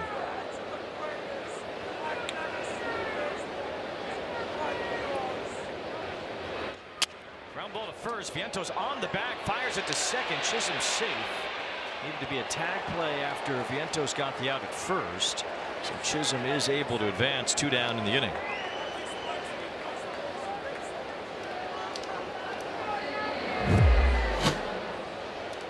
Yeah, Vientos has to make that play to his left. The bag's right there. Very difficult throw to be able to have that throwing lane. Jazz Chisholm looked back to see where Vientos was going. Gets down there in time. Now with 2 outs, Spencer Jones is the batter, and a base hit off the foot of Holmes earlier. Takes a healthy swing, that's for sure. Jones 6'7". He has struck out a lot as a minor leaguer, but when he does make contact, the ball's certainly going to fly. The Yankees, the first team in Major League history to have 2 position players standing 6'7" or taller. There's the other one. Yeah, they might have to change that airplane for bigger seats. Need the NBA plane. Yeah, right.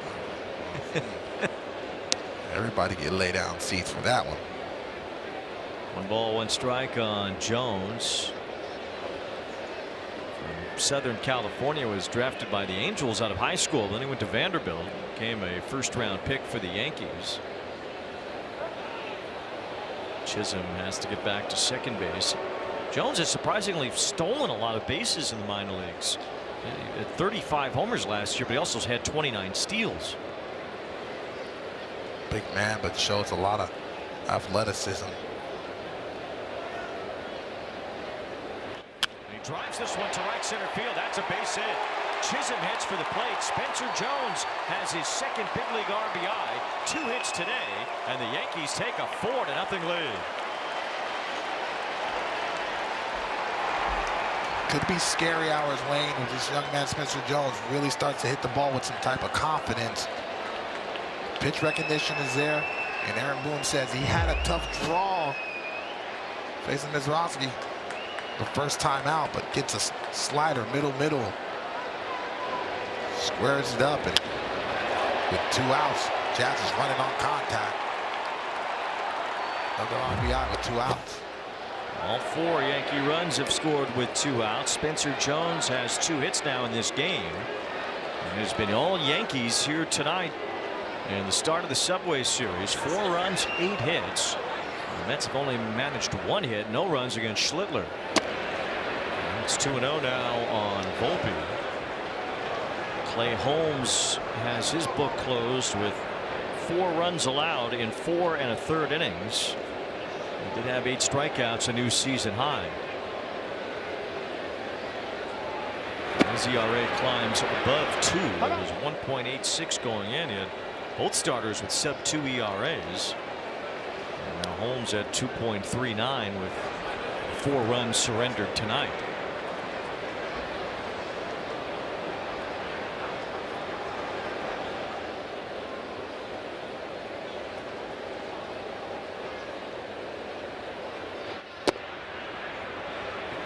Strike, and it's 3-1 on Volpe. Walked his last time, also a strikeout tonight.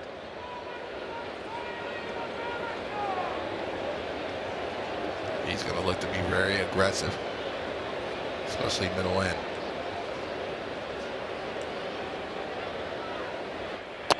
Ball 4. Take inside. That's the second walk of the inning. Volpe on with a free pass for the second time tonight. Score big on Authentic Gear. MLBshop.com. Official jerseys and memorabilia, hats and hoodies. We've got the season covered. Scan the QR code or visit MLBshop.com, the official source for your favorite team gear. Carlos Beltran headed to the Hall of Fame as a Met this year. There's Soto in both Yankee and Met colors. Of course, Darryl Strawberry did it on both sides of town as well, who had been the previous Mets all-time leader in homers until Pete Alonso surpassed him last year. There's a little roller along the first base line that is picked up in foul ground by Torrens. So many great players playing for both these historic organizations and really factoring for these organizations, but Straw, one of the great legends in baseball. All the retired numbers, including Strawberry's number 18, 24 for Willie Mays. 16. And that's Dr. K. There's guy. 41 for the franchise. Gil Hodges, number 14. And Casey Stengel, who was the original Mets manager, certainly had his hand on some of the Yankees' glory days of years past.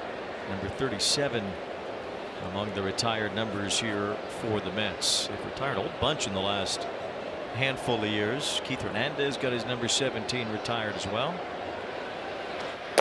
Number 5 for my guy David Wright. I'm shocked I wasn't in his speech. It's one of the many doubles and home runs he's hit off me at Old Shea Stadium. I slighted. I hope you took that up with him on the golf course. I got his money in my pocket. 1 ball, 1 strike on Austin Wells. Breaking ball ends from Warren. It's 1-2.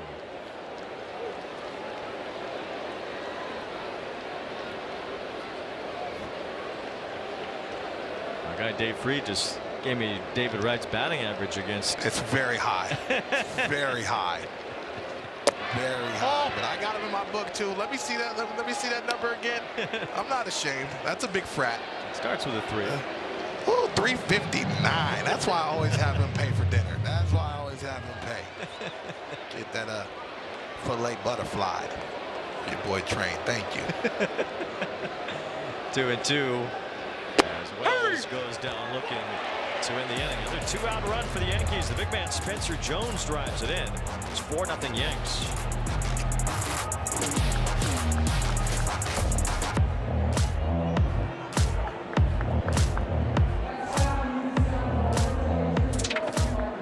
Make it 2. His major league leading 20th home run of the season as the Phillies trail the Pirates 5-8. At 20 homers already. Darryl Strawberry would be impressed with that. There's Straw, who's kind of staying neutral tonight, even though his 18 is retired here. He's wearing a Knicks hat, not picking a side baseball-wise. Smart man. Yeah, but he's a legend anywhere he goes. I still remember the video that he hit that ball at Old Shea, that monster scoreboard 3 ways up. The bat speed, the swagger, one of the best to ever do it. Well, the Mets will celebrate 40th anniversary of their last championship year this summer, 1986. And Darryl Strawberry was the centerpiece of that lineup. A big home run in Game 7 of the '86 World Series. And about a decade later, was on a World Series team for the Yankees as well. It's a great video of the Yankees playing a home game here at Shea Stadium when they had some structural damage at Yankee Stadium, so they moved part of their series against the Angels here to Shea. Darryl had already been the all-time home run leader in Mets history and in Shea Stadium history. So in a home game here at Shea Stadium, Darryl Strawberry hit a home run as a Yankee. And they kind of raised the apple about halfway up, and then they put it down right before you could see the Mets logo. They put it back down. I love that. Darryl, part of that '86 championship, 2009, the last Yankee championship. It's been a minute. It's been a minute. This is a region that's used to championships. So it's been a minute. 6 strikeouts for Schlittler tonight. It's Brett Beatty who has the only hit so far for the Mets. In fact, he's their only base runner.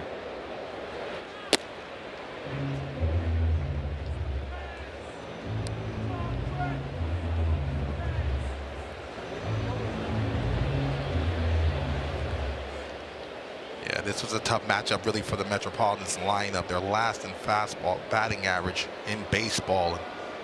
Going up against Cam Schlittler, a guy that throws 3 different types of fastball. Unless you really change your sights to hit that ball the other way, it's going to be difficult to square him up.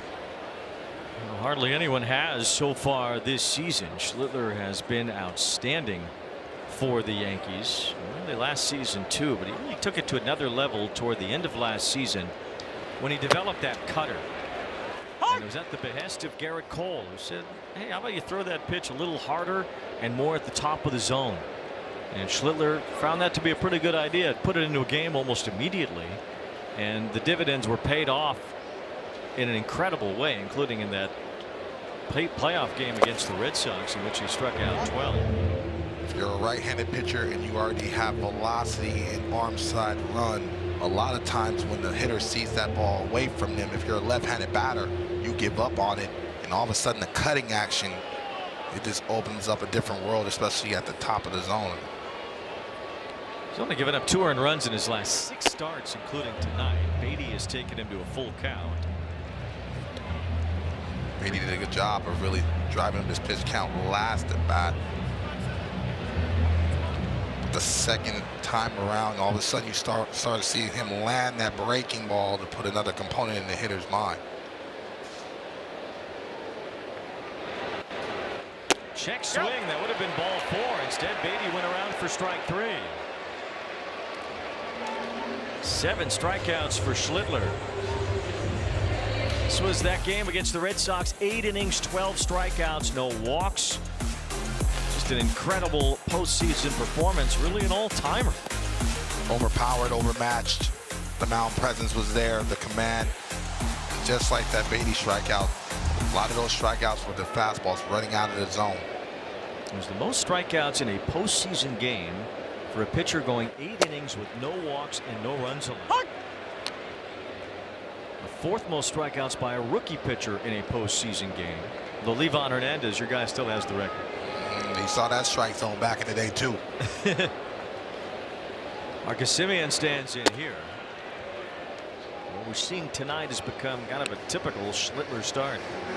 That start against the Red Sox, it was the coming out party. Even though he was great during the regular season, it was like to do that on that stage in that environment against your rival. He just carried it over to the regular season now. Now there's an expectation, like a Paul Skeens.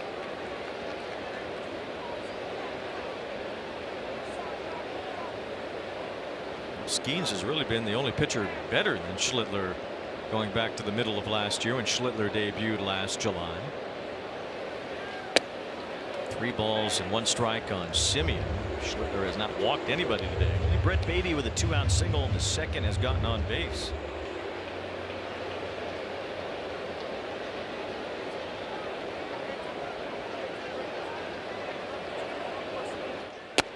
Ball 4, the first walk issued by the big Yankee right-hander.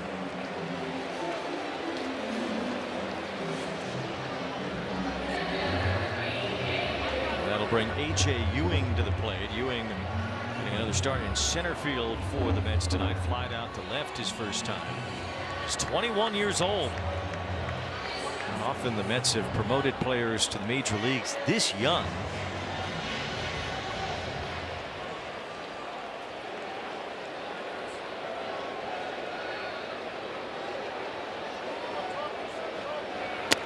Showed you Darryl Strawberry and talked about the '86 Mets. Well, there's folks around the Mets who say that Ewing reminds them a lot of Lenny Dykstra.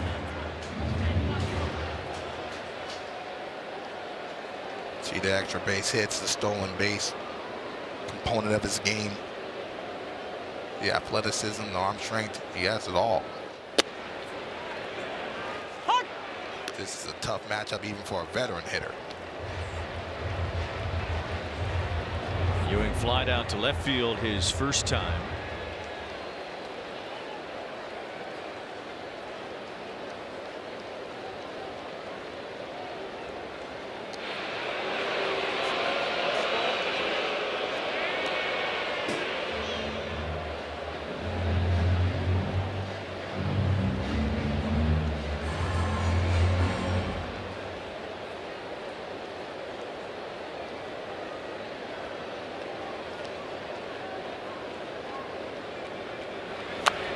Check swing foul, and it's still 0-2. Ewing was drafted out of high school from Ohio. Big year in the minor leagues last year, which included 70 stolen bases.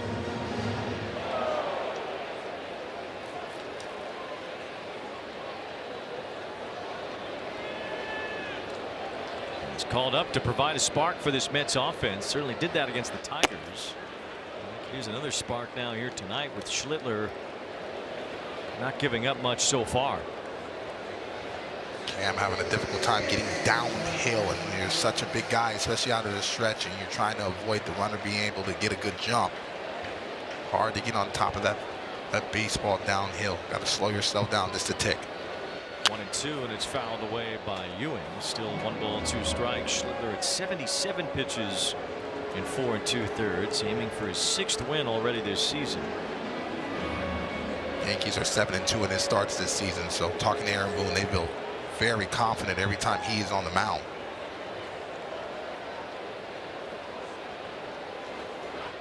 That's in there, strike 3. It's another punch out for Schlittler, 3 in the inning, and he has 8 so far in 5 scoreless frames here at Citi Field.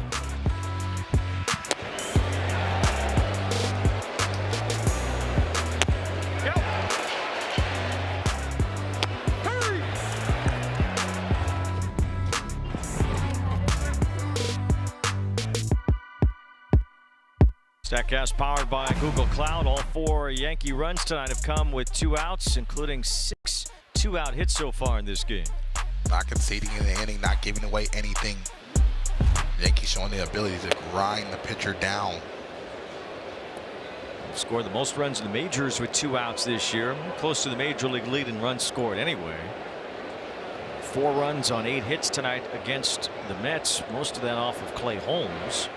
Well, Cam Schlittler, 5 shutout innings, 1 hit, 8 strikeouts, putting together another fine performance. It's only 4-0, but it feels like 10-0 just because of the quality of bats of the Yankees, the ability to really provide traffic inning after inning. Or if the Mets the opposite way, just going in order quietly and not providing any type of true threat to the Yankees. Schlittler around 80 pitches. We'll see how many more innings he'll be given here tonight. At least 1 more. The Yankee bullpen will have to get involved here at some point. 78 pitches total for Schlittler in 5 innings. The Yankees certainly score a lot of runs. They hit the ball in the ballpark more than any other team. They have not done that tonight. Just a lot of hits piled up on Clay Holmes to bring home 4 runs.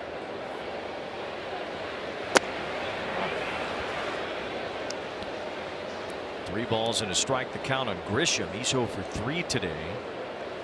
Cody Bellinger's driven in a run. Jazz Chisholm's knocked in 2. And Spencer Jones has an RBI as well. Fly ball to right center. This one sends Benj back near the warning track as he makes the catch. 1 away here in the 6th inning. Grisham now 0 for 4 today.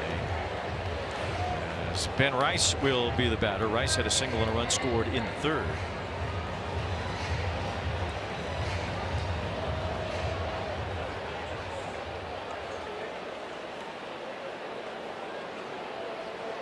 Turned into a lovely night for baseball here in New York.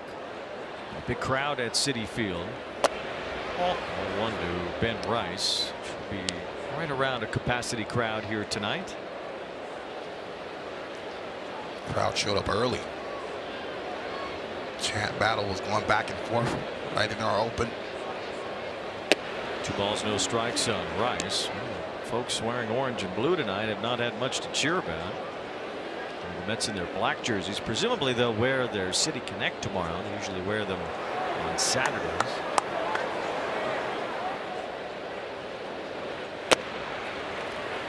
Hard. 2 balls and 1 strike to count. What's the jawing like as far as this fandom in that stadium right now? Even though the score is what it is, but like I said, the records are thrown out. One side wants to continue to spoil, the other side wants to continue to Do a thumbs up. Do a thumbs up. put the nail in their coffin of their season if they can. It's the fun. House divided. 3-1 the count on Rice. Aaron Judge is on deck. Swing and a miss makes it 3-2.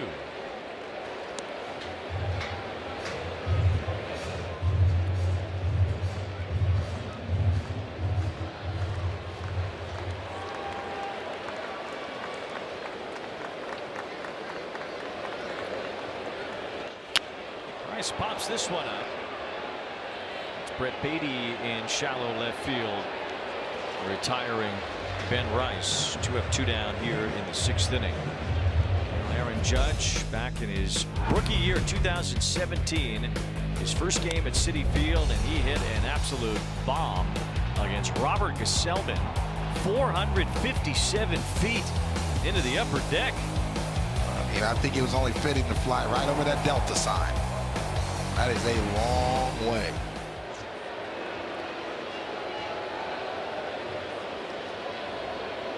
Some long home runs hit by some of the folks on both sides here tonight. Remember Juan Soto hit one up onto the concourse in the Coca-Cola corner in right field here when he was with the Washington Nationals a number of years ago.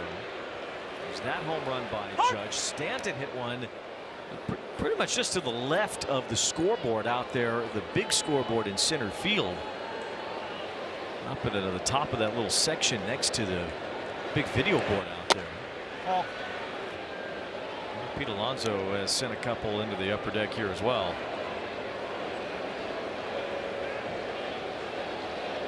Mark Reynolds, who was with the Yankees for a little bit, has officially the longest home run here at Citi Field. 3 balls and 1 strike on Judge. Well, it won't be the last time you see Aaron Judge hit one into the night. A lot of it's economic. Any stadium. He still is in his prime. Talked about how many MVP awards he's won already. Trying to win his 4th this year and his 3rd in a row. We joined Barry Bonds and Shohei Ohtani as the only players to ever do that. Both of those things. Lead on that one. 3 balls and 2 strikes. Shohei won his 4th MVP last year. Barry Bonds won 7. Not too many individuals in all sports have won that many MVPs. Continue to play at a high level.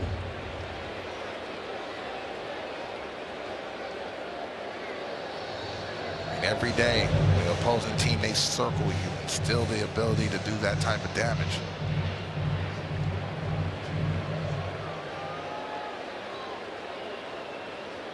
It's 3-2 on Judge. Pops this one up, foul and out of play. Judge has 16 home runs already this year. Showed you earlier on pace for 59. His career OPS against the Mets is 3rd all time, only behind Mark McGwire and Stan Musial. He's had 14 homers in the Subway Series. The record is 15, held by Derek Jeter. Well, that includes 2 that Jeter hit in the World Series in 2000. So full count here on Judge. Swing and a miss, strike 3. Warren tied him up inside and works a 1-2-3-6.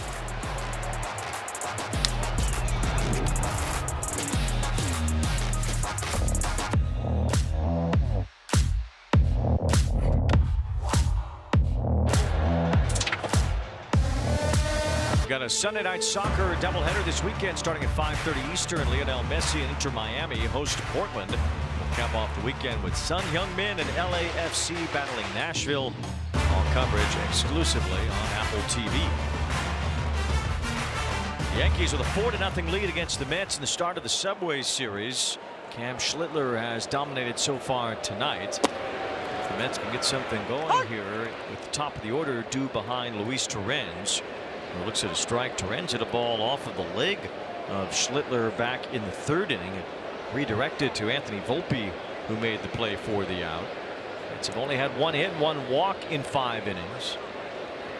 Not really threatened to score yet in this one, but they're still in it, only down by 4. A couple of these Mets hitters have done a good job of really running his pitch count up, but nothing to really show for it thus far. It's a bouncing ball toward Volpe, who waits for it. And Luis Torrens the first down here in the 6th as we send it downstairs to Heidi. Yeah, here's a look at our home field advantage presented by Zillow. The Mets are defending their home turf here at Citi Field. They are 12-4 against the Bronx Bombers when the Subway Series is here in Queens. They average more than 6 runs a game in that span. And get this, the Yankees haven't won a season series against the Mets since 2017, Wayne. It's been a while. The Mets played well, especially in their home ballpark here against the Yankees in the Subway Series matchups. Carson Bench waves and misses here. Fortunately for the Mets, they only have to face Cam Schlittler once in this series. But again, talking about all the injuries, all the guys, the key guys they need in that lineup. And it's a fly ball to left center field, easy for Bellinger. 2 up, 2 down. Not getting some of the core guys back in the foreseeable future.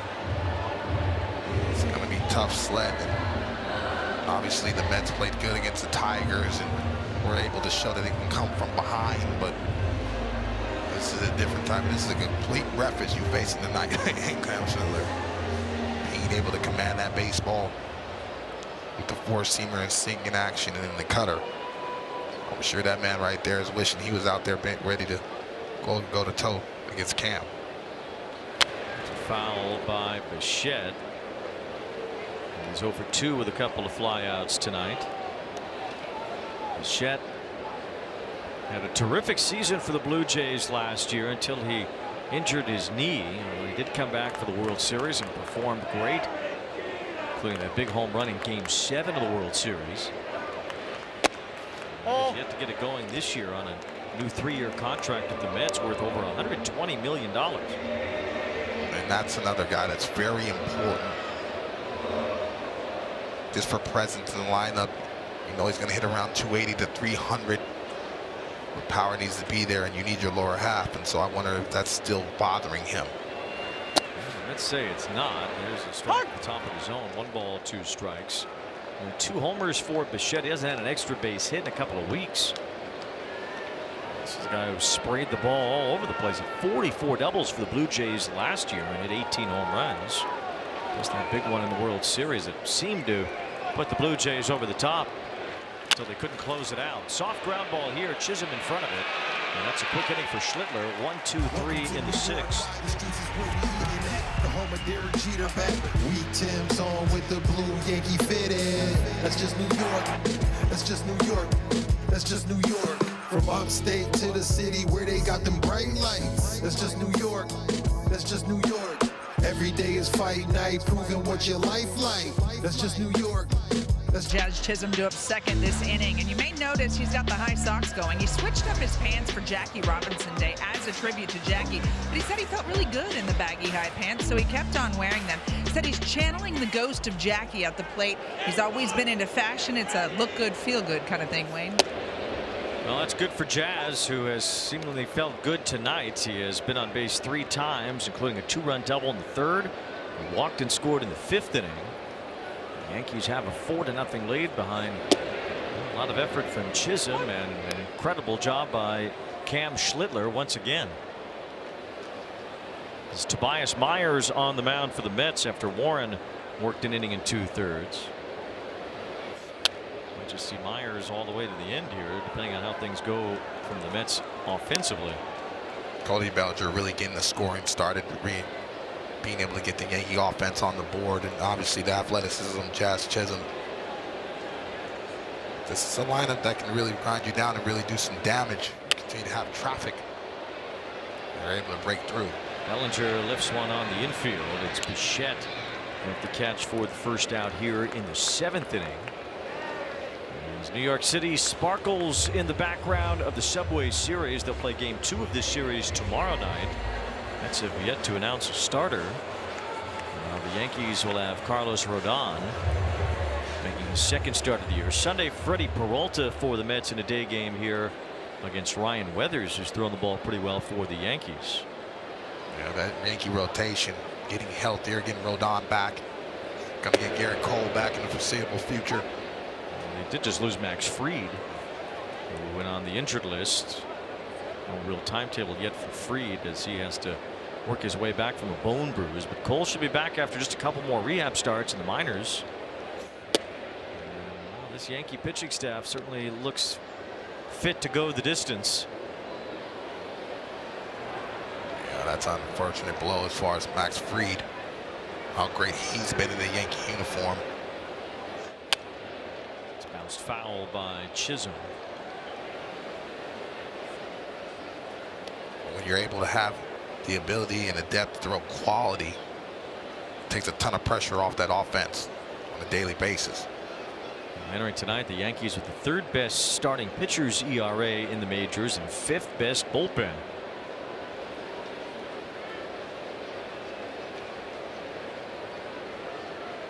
One ball, 2 strikes, the count on Chisholm, who's been on base 3 times in this one. Big hit, his 2-out 2-run double in the 3rd as he pops this one up along the infield. It's Beatty and Torrens after it, and Torrens makes the catch right near the screen.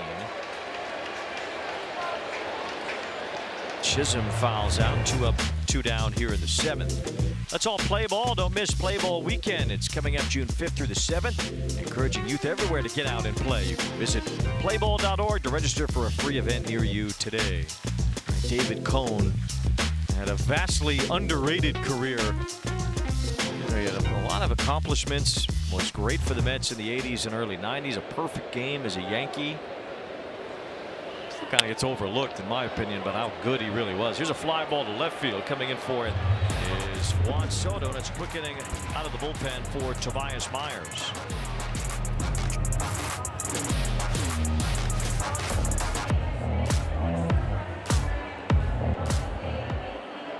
Little ring, set the prayer right into this thing. Holy garments, watch me do it the mink. Give me the crown, give me the crown, give me the crown, give me the crown. Yankees out to a 4-0 lead against the Mets, scoring all their runs with 2 outs tonight. They have given Cam Schlittler all that he needs to go out and dominate tonight. 8 strikeouts, 6 innings of 1-hit shutout ball. And he's back out for the bottom of the 7th with Juan Soto leading it off. Soto has struck out both times he's faced Schlittler tonight. And that first pitch hits the inside corner for strike 1. The last time we saw Soto swing, he kind of overextended his back a little bit and was clutching at it going back into the dugout. We have not seen him take a swing since then. No balls and 1 strike on Soto here. And that touches the inside corner as well to make it 0-2. Velocity is still there, 96 to 97. Going in there half, challenging Juan Soto to be able to try to beat him to the spot, and that's very difficult. Looks like a 2-seam action, being able to lock him up, get ahead in the count.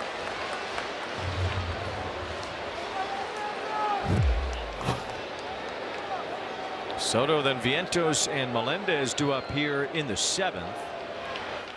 Soto with a fly ball to left center field. That sends Grisham back. Still going out near the wall, and it's gone. That ball carried right out. It's Juan Soto's 250th career home run. He's already halfway to 500.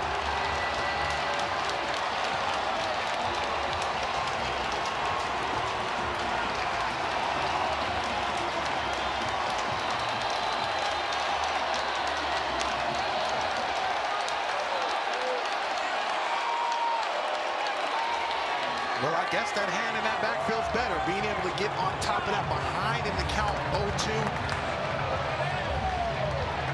Schlittler challenges him once again. And Juan Soto, like we've seen and known and loved, beats him to the spot. Oppo Taco. Well, the second home run allowed by Schlittler this year. Soto has his 6th of the season. And perhaps a jolt for the Mets as their superstar Juan Soto gets them on the board here in the bottom of the 7th.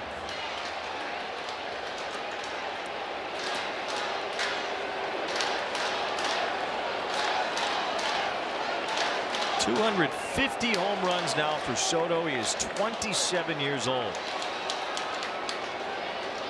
Swing and a miss by Vientos. It's 0-2. So now it's 4-1. Schlittler over 90 pitches, so you figure this will be his last inning. The Mets will try to gear up for the late innings here to try to storm back against their Subway Series rival. 1 ball, 2 strikes the count. Well, this inning ain't over yet. Hopefully, if you're the Mets, you can get on some traffic. It's been tough sledding up until that home run. And Juan Soto does that time and time again. There's a ground ball that either kicks off of Schlittler or the mound. Chisholm there with a wide throw. And they rule the runner Vientos out at first as Rice was able to hold the bag. See if the Mets want to challenge that.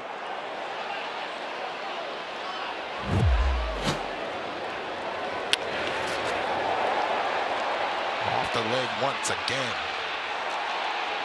Looks like the Mets will challenge the play at first. We'll see here. First base, the New York Mets. It's hard to tell if Rice came off the bag there or not. His foot certainly slid.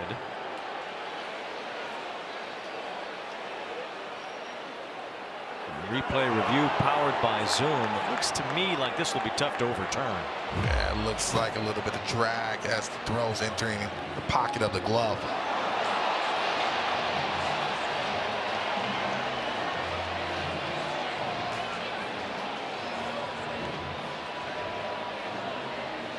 Mets hoping for another base runner here. As Rice had that foot drag across the base. Question is, did it come off the base and did it stay off the base after he caught the ball? After review, the runner did stay on the base. The call on the field is confirmed. The runner is out. The New York Metropolitans lose their challenge.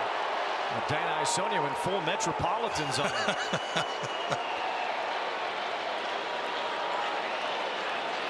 Now there seems to be a little concern about Schlittler on the mound as Rice was ruled to have at least stayed on the bag long enough there after catching the ball. Not sure what the Yankees want to look at. Maybe they thought Schlittler got hit by that ball up the middle and they just wanted to make sure, but he seems like he's fine again after taking a couple around his feet today. Seems to be the 4th one in 3 games.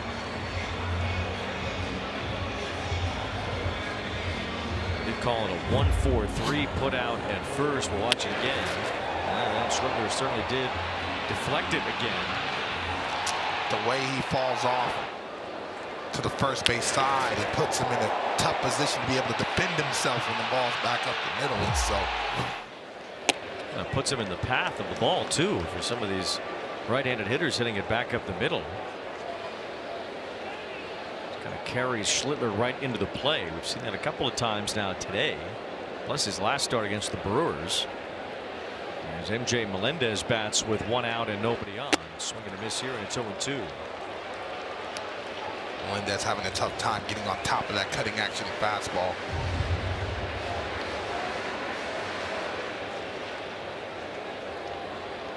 Coming to the ball game tonight, hitting 130 over his last 12 ball games. 1 ball, 2 strikes. Melendez has struck out twice today. Swung the bat fairly well in the early part of the year. He's scuffled a bit here lately.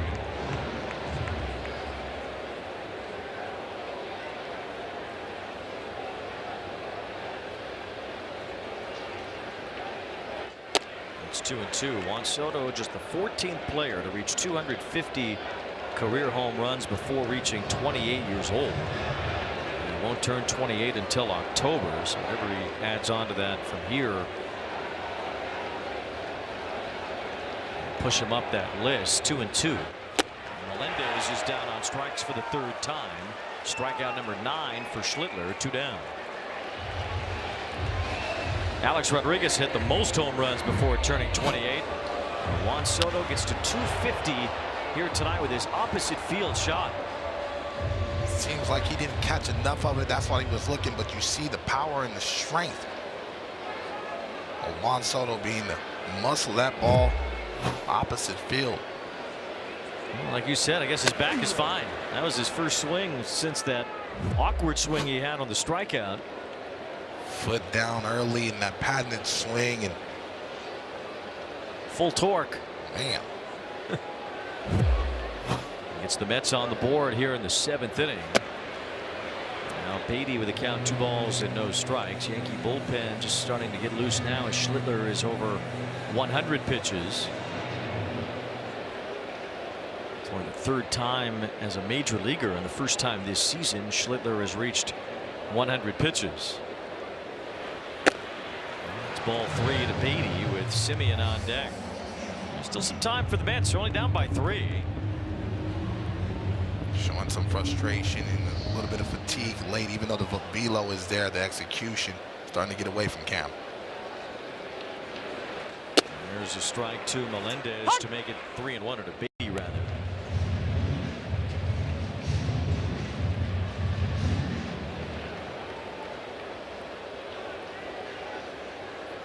It's now with their 2nd hit of the game on Soto's home run. Beatty whiffing on the 3-1 pitch. Now it's a full count, 3-2.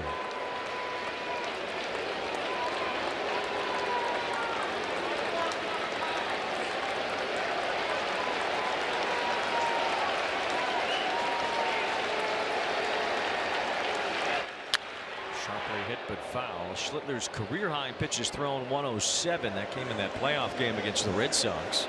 It's at 105 now. It's most likely his last batter. Would like to finish out the inning if you're Aaron Boone and company, but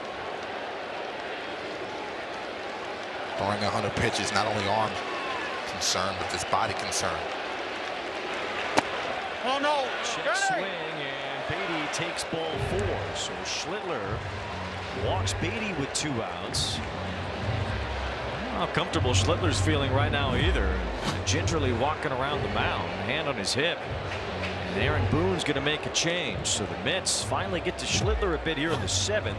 Juan Soto's home run gets them on the board. Now the Mets will try to dig into the Yankee bullpen, trailing by 3.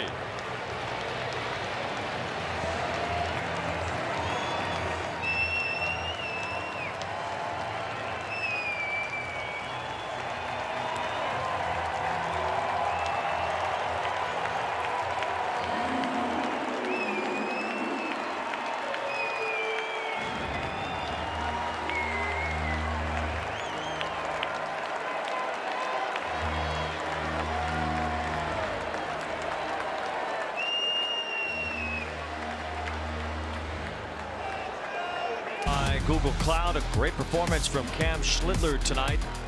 9 strikeouts in 6 2/3 innings, only 2 hits allowed.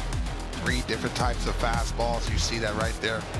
Being able to cut and sink and really ride that 4-seam at the top of the zone. Fernando Cruz gets Simeon to tap one toward third. Tough play, McMahon. He'll have no play. It's an infield hit. And suddenly the Mets will bring the tying run to the plate. Quality at bats. Going by Beatty, and now all of a sudden a swing and bunt by Simeon. Being able to get these guys on the board, and we've seen a lot of 2-out scoring from the Yankees. Maybe the Mets can continue.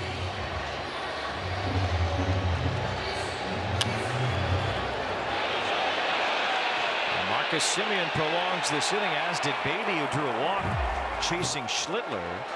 Now A.J. Ewing, who hit his first big league homer yesterday, represents the tying run against Fernando Cruz. Cruz ranks in the 90th percentile in whiff rate and hard hit rate allowed, so this is a tough cover for the young man. Cruz does get wild sometimes. 11 walks this year. And he bounces that one in there, kicks away. Wells couldn't find it. Cruz had to go get it. And now the Mets have 2 men in scoring position.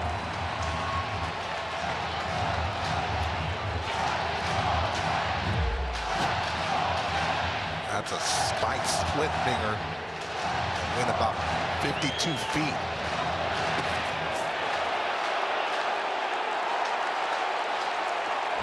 Two balls, no strikes, the count on Ewing. A base hit makes it a game here. Beatty's at third base, Simeon at second.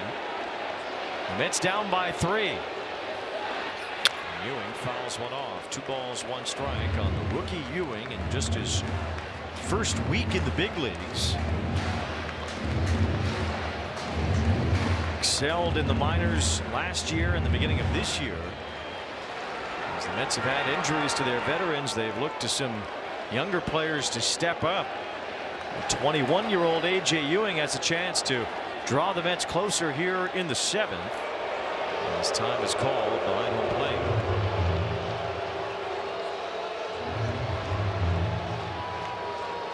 Wells trying to slow Cruz down. This game's starting to speed up a little bit in favor for the Metropolitans.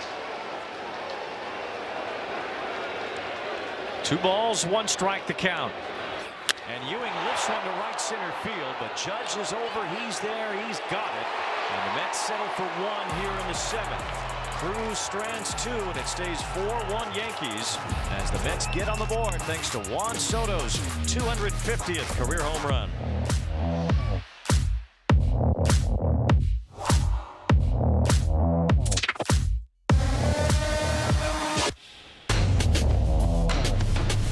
By Goodyear.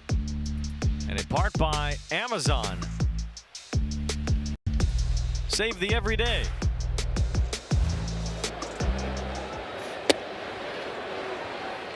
Strike 1 to Spencer Jones leading off the 8th inning. Mets got 1 back in the bottom of the 7th. Juan Soto hit a home run. Had a chance for more though. They put a couple of runners on with 2 outs. The Yankees have delivered the 2-out hits tonight. The Mets couldn't there in the 7th and settled for just the 1 run. The Mets really want to chip away from this deficit that they're in the NL East. They have to be able to cash in late in situations like that down the stretch. Ball 2 to Jones. The National League East has been dominated so far by the Atlanta Braves. And what a start they've been off to. Braves come into tonight's game with a 30-14 record, the best record in baseball. They have a 9-game division lead already. And everybody else in the division under 500, the Braves have just padded their lead and have run away from the others so far. Well, you got Matt Olson, who's in the running for MVP. Turin's getting that foul tip off the heel of his glove, not bun. Braves and the Red Sox are tied at 2 in the 9th inning. As baseball has its rivalry weekend, Cubs and White Sox are playing each other in Chicago. The Dodgers and Angels in the Freeway Series. So why not set up the Braves and the Red Sox, because at one time they did share a city. The Braves originated in Boston. 2 balls, 2 strikes on Jones.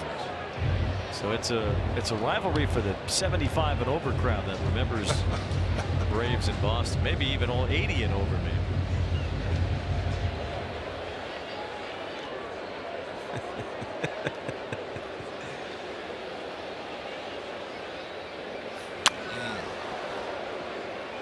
See Jones right now starting to get more aggressive with the pass. He's starting to get more comfortable.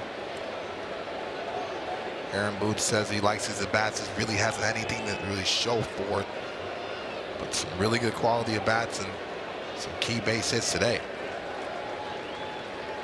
RBIs last time, but he's down on strikes here. As Tobias Myers gets his first strikeout tonight, 1 away in the 8th. Fernando Cruz putting away A.J. Ewing to end the 7th. Yeah, it was tricky because he's trying to throw the split finger and challenges Ewing with that 4-seam fastball, and challenges again. Ewing's going to look at that and say, that's a pitch for me down in the zone. I have to drive in the gap.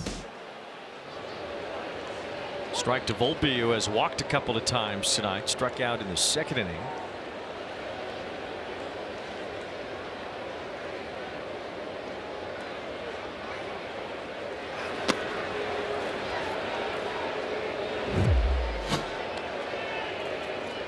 Boy, way to pick me up, Cat Daddy.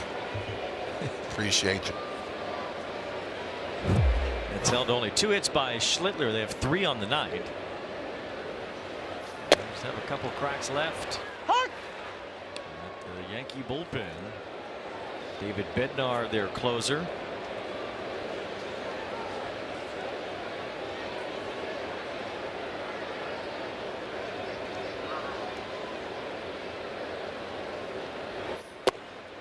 Two balls, 2 strikes, the count. Bednar 10 out of 11 in save tries this year.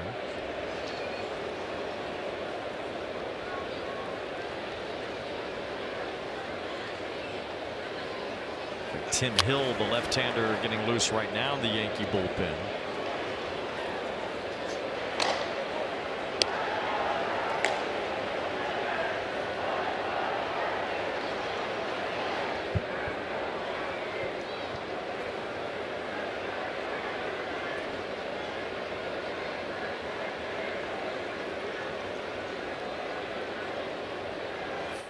It's 3-2. The Phillies had a big comeback in Pittsburgh. They scored 3 in the 9th and then 3 in the 10th. Kyle Schwarber's 2 home runs early in that game. The Phillies now have an 11-8 lead on the Pirates at PNC Park tonight. Here's ball 4. Volpe's on again. 3 walks for him. And he takes first with 1 out as we send it downstairs to Heidi. Well, Anthony Volpe told me he was really surprised when his rehab was up and he was sent to AAA. He said he did everything they asked, which included playing hurt last year. He said he's gotten encouragement from his teammates. He hopes to show the team that he belongs here. He knows Jose Caballero isn't expected to be down long. And Aaron Boone said this is really the first time the team's had any competition for that role at shortstop. It's not necessarily a bad thing, Wayne. Well, not for the Yankees. They have a pretty good player in Caballero that's done a nice job at that position so far. See if Volpe can wrestle some playing time from Caballero once he returns from his injury. Caballero just playing with a lot of confidence, and that's what they want to see from Volpe. And so whether it's offensively or defensively, they want to see that consistency. And I think that backhanded play off Cam Schlittler, being able to make that play, will help him say, hey man, I'm a big leaguer, and you're dealing with adversity at the highest level on the world's popular team. There's a microscope on you, and so they're waiting for him to reascend and really bounce back and be that player he once was. Kimbrel getting ready in the Mets bullpen. Here's a fly ball to left from Wells. Hit pretty well. It's Soto at the warning track. He's got it. 2 outs as Volpe returns to first. Volpe doesn't usually draw a lot of walks, but he's walked 3 times tonight. He's at first with Grisham coming in. So having those quality at bats and being able to get on base, you're hoping, you're the Yankees front office. Now all of a sudden the barrels start to follow, and you saw him chase out of the zone early on with a slider that was non-competitive. We'll see. Bouncing ball. It is grabbed by Simeon, spinning with a throw to first. Good play to win the inning by the Gold Glove winning Marcus Simeon.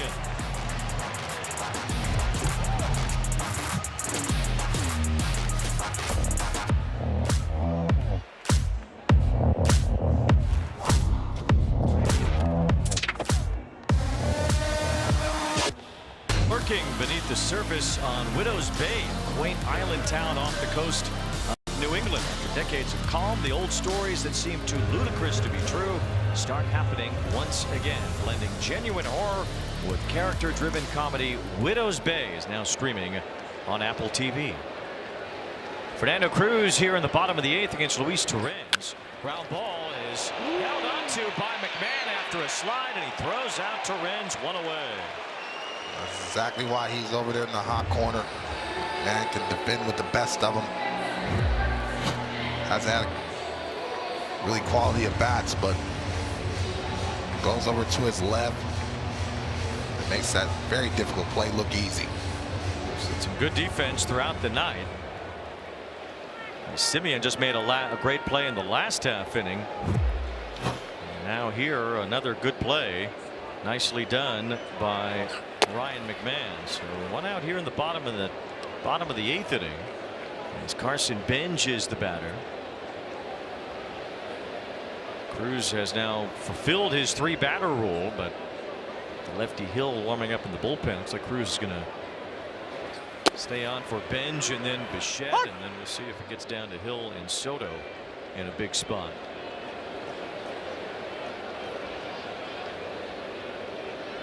If you're Aaron Boone, you're hoping that Cruz settles in a little bit better as far as the split finger command. 2 balls, 1 strike. The count on Benj. 0 for 3 today. Mets have only 3 hits. Beatty with a single. Soto's home run. Simeon with an infield hit.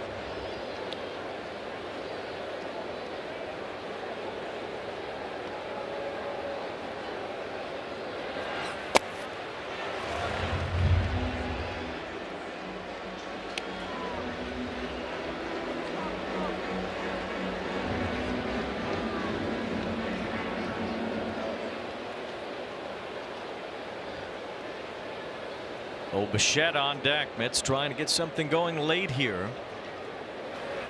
Benj with a hard hit ground ball, but it's right at Chisholm. 2 up, 2 down here in the 8th. Let's go down to Heidi.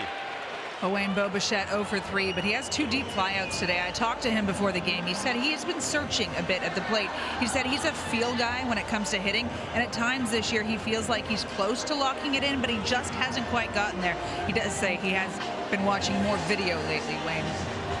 I was working with J.D. Martinez, who the Mets have brought in as a special assistant yesterday. The thing about Bichette, he has not really hit fastballs this year, which is unusual for him. Even a miss on that first pitch fastball from Fernando Cruz. Well, there's a couple things you want to break down the bat path, and that's why he's watching tape, because he feels like the pitch recognition is there, but whatever he's doing with the barrel causing him to get under that ball. That's a nasty split finger by Cruz, followed by that fastball. And Carlos Mendoza talked about it. He's hitting the ball hard, but the productivity, especially with runners on, is not there. And so this is exactly why you signed him to that lucrative deal, to cash in with runners in score position. And right now he's just trying to set the table to give Soto a chance here in the bottom of the 8th. Tim Hill, the lefty in the bullpen, would face Soto if Bichette keeps this inning going. Soto hit a home run his last time. The Mets need someone else to deliver tonight as well. It's a 4-1 game here in the bottom of the 8th, and Bichette is down on strikes. Fernando Cruz with a 1-2-3 inning leaves Soto in the on deck circle and keeps the Yankees in front by 3.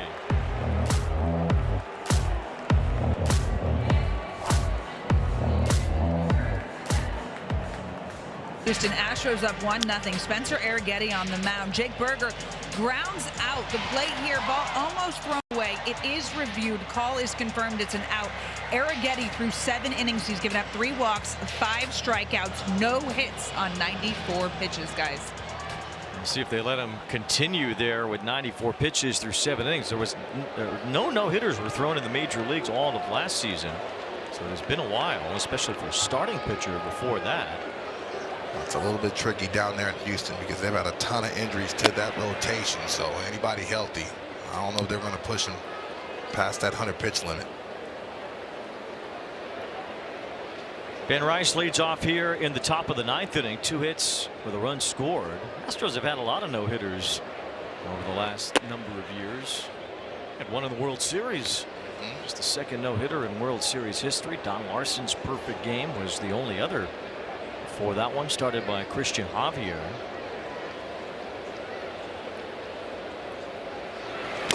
Oh no, Danny! Nice one around on the swing. Last no-hitter thrown by a starting pitcher in the major leagues was Blake Snell in August of 2024, and he was with the Giants. There were a few in 2024. Ronel Blanco threw one for the Astros at the very beginning of the season. He had Dylan Cease on that list, Michael Lorenzen in 2023. The Cubs had a combined no-hitter at the end of the 2024 season. That's the last no-hitter by any team. His last perfect game was thrown by a Yankee, Domingo Germán.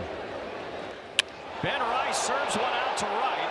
Benj is back for it out near the wall. It is gone. Ben Rice has crushed another one.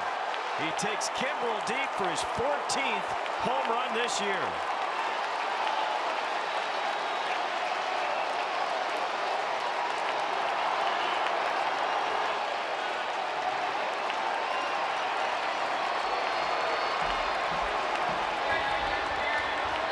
Talked about his hard hit rate. That baseball was shot out of a cannon lane. It is a 5-1 Yankee lead, and what a blast by Ben Rice. Said it earlier, he has just pulverized the baseball this year. There's Judge smacking one. Nice play. Bichette plants and throws. Stretched by Vientos. Judge is out. One out here in the 9th inning. Been a lot of great defensive plays tonight, but a couple of homers too, and this one smashed by Ben Rice. Rice getting on top of that four seam that looks like it's rising. Kimbrel threw 2, but they were non-competitive. This one, he can get the barrel of the baseball and loud noises. He says, "I'm gonna continue to eat." Uncle Ben. We did an Uncle Ben commercial in the offseason, so they got it all figured out already for Ben Rice. Second time he's homered off Kimbrel already in his career, and he's only 2 off the American League lead behind his own teammate Aaron Judge. 1 ball, 1 strike on Bellinger. It's 5-1 now, and the Mets only 3 hits tonight, and a lot of work to do in the bottom of the 9th.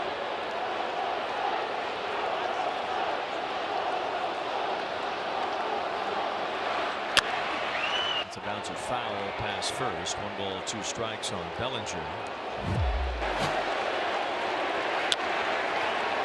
Well, this play by Bo Bichette.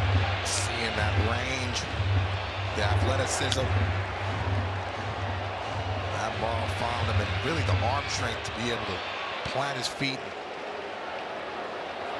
Thought he was going to play third base this year, but he's moved back to shortstop with Lindor out. This ball hit right at him as well. Another backhand. He'll bounce this throw and get it there in time to beat Bellinger. Smart veteran play.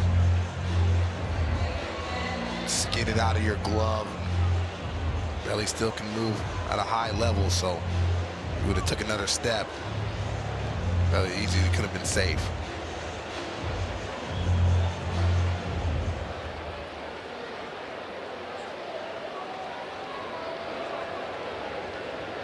Jazz Chisholm has had a solid night. 3 times on base, including a 2-run double. One of the big hits in this game on the Yankees side.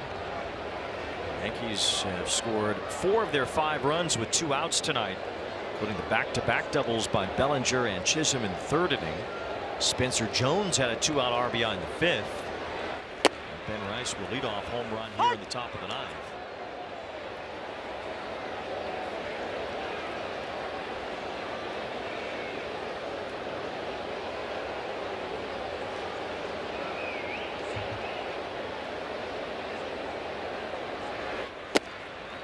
In there from Kimbrel in the 22. Great Kimbrel, long-time great closer. Many teams over the years. 17th year in the big leagues. We're far up the food chain at this point in terms of all-time saves leaders. How many of those he'll have as far as opportunities with the Mets? It's 5th all-time in saves, 4th all-time in strikeouts by a reliever.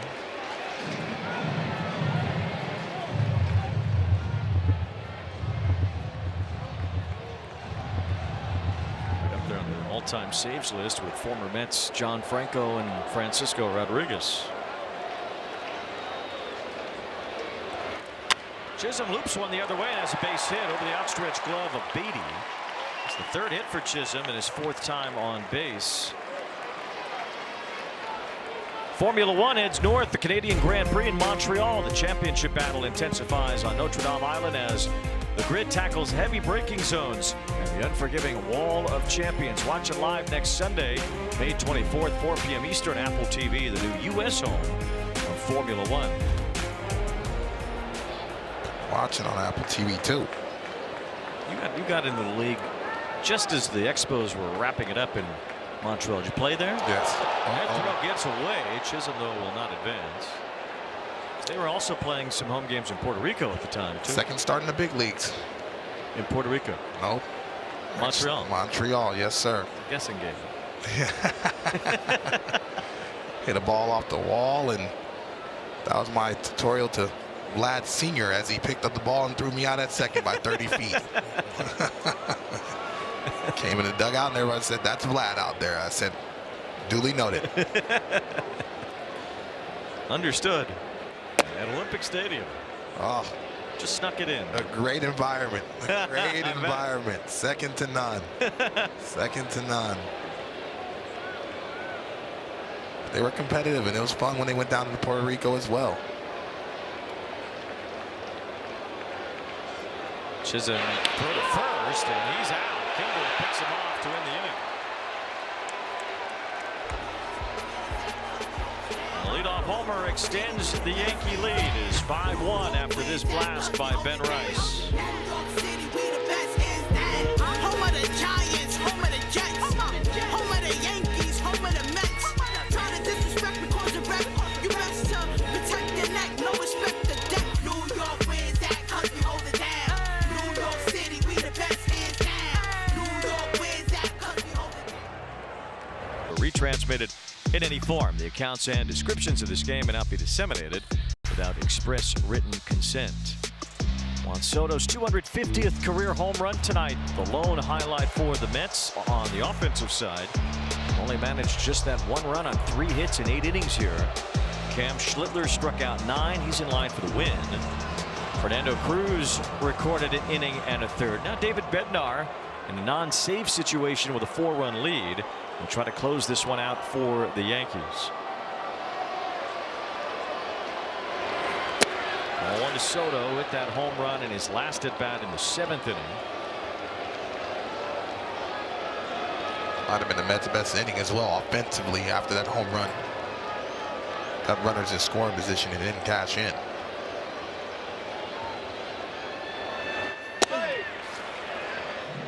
Balls and no strikes to count on Soto. The challenge for the Mets has been to find other offense. The Mets have been one of the lowest scoring offenses in the major leagues so far.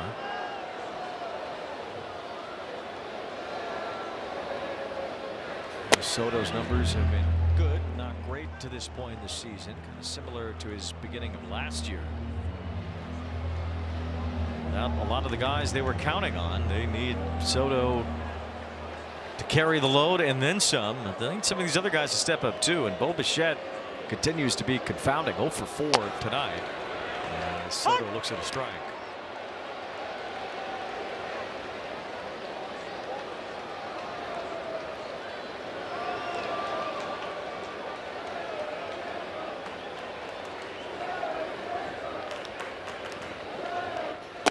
Can hold his swing there, and it's 3-2.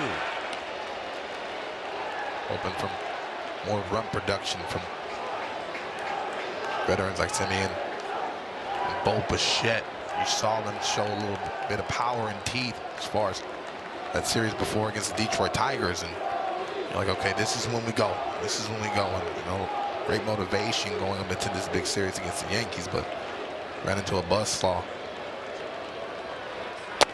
0-4. Soto does draw the walk. Second time he's been on base. We'll see if the Mets can get something going here in the bottom of the 9th. Some work to do against Bednar. He does have a 3.5 ERA so far this year. 10 saves and 11 tries.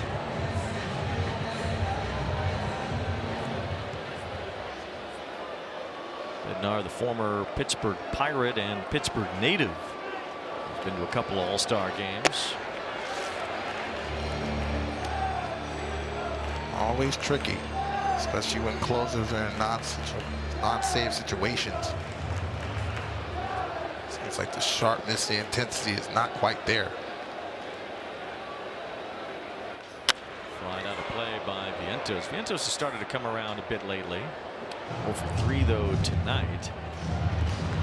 Mets, when entering the 9th inning trailing, have not had a comeback win since Pete Alonso hit that home run off Devin Williams in the National League Wild Card Series in Milwaukee in 2024.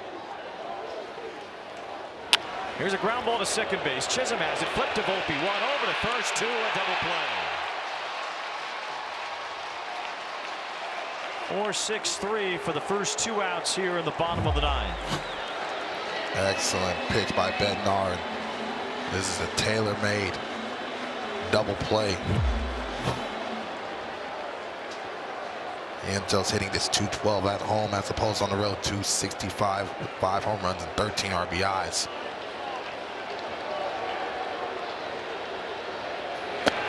One to MJ Melendez. If the Mets don't score again tonight, it'll be 13 times already this year they've scored either 1 run or no runs in a game.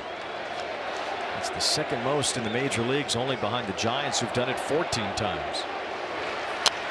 1 ball, 1 strike on Melendez. They were dominated by Schlittler tonight. Soto driving in the only run with that homer. The Yankees pitching continues to support. It's been a pretty high scoring offense on top of it. In a wayward American League so far this year, you have to like the Yankees' chances. Absolutely. Offensively, even with the loss of Max Fried, they still have some talent and some depth in that rotation.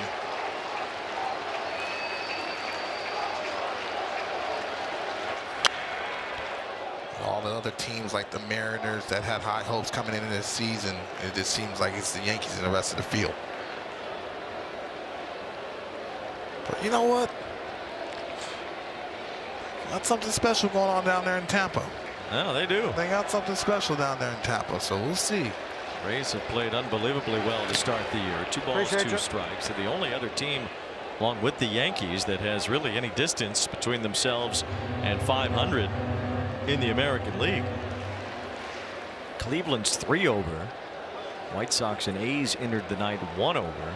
That's about it. 2-2 the count on Melendez.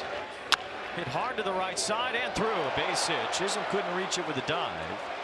So the Mets stick around here. A 2-out single for Melendez.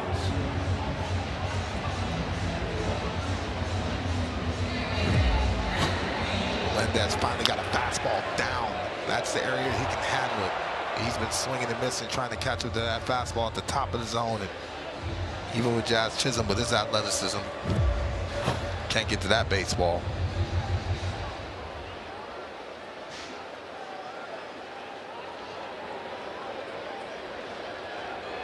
Now Beatty, who's been on base twice, as Melendez takes off for second base and gets there uncontested on defensive indifference. Challenge. Mets challenging that pitch, which is a strike. Pitch was a strike. The New York Mets have 1 challenge remaining. Powered by T-Mobile. Mets really haven't used their challenges much tonight. They still have 1 left. Trying to do whatever you can to provide some traffic and trying to get ahead in the count early. I'm gonna give you a second.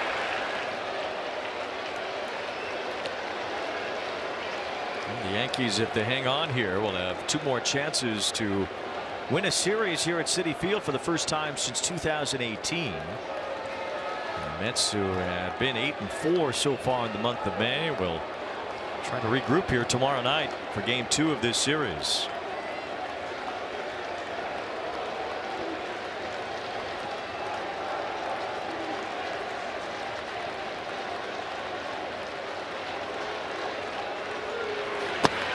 One ball, 2 strikes the count on Brett Beatty.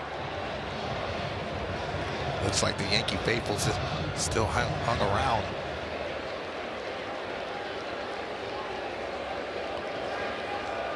I didn't know the D train made it all the way out here to Queens. 40,000 plus in attendance tonight as Beatty fouls another one behind home plate. Fireworks after the game here as well. A lot of people did not stick around for the fireworks show. Yankees trying to put away a 5-1 ball game here. As Beatty, it's a bouncing ball that gets into right field, a base hit. Melendez heads for the plate. The Mets get another run. 2-out RBI for Beatty makes it 5-2.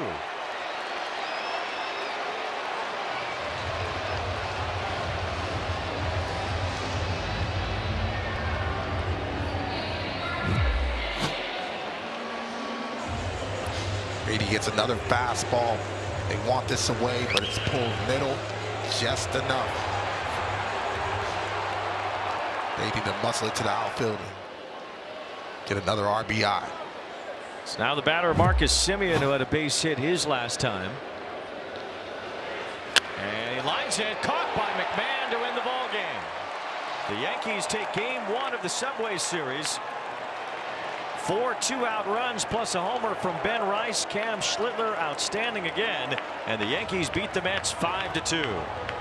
Starts and ends on the mound for me, Wayne, and Cam was excellent tonight, using that fastball all over the zone, but a ton of swing and miss at the top of the zone. But his mound presence was elite today. Like Aaron Boone says, every time we have him on the lineup card, we're very confident that we can win that ball game, and he has really developed into a frontline ace. Well, that he most certainly has. It's an excellent performance from Schlittler tonight. 9 strikeouts, 6 2/3 innings. Only blemish Soto's home run. The Yankees get back in the win column after losing 5 of their last 6, and they beat their rivals, the Mets, here tonight at Citi Field 5-2. Schlittler now 6-1 with a 1.35 ERA and 10 starts on the season. Yeah, he might have that All-Star game rest because he's definitely in the running for the Cy Young All-Star game. You just hope and pray that the man continues to stay healthy, because he's going to be dominant with that type of stuff. At least it's close this year. It's in Philadelphia, the All-Star game, so Schlittler won't have to go far, but he is certainly on his way, as he is standing by with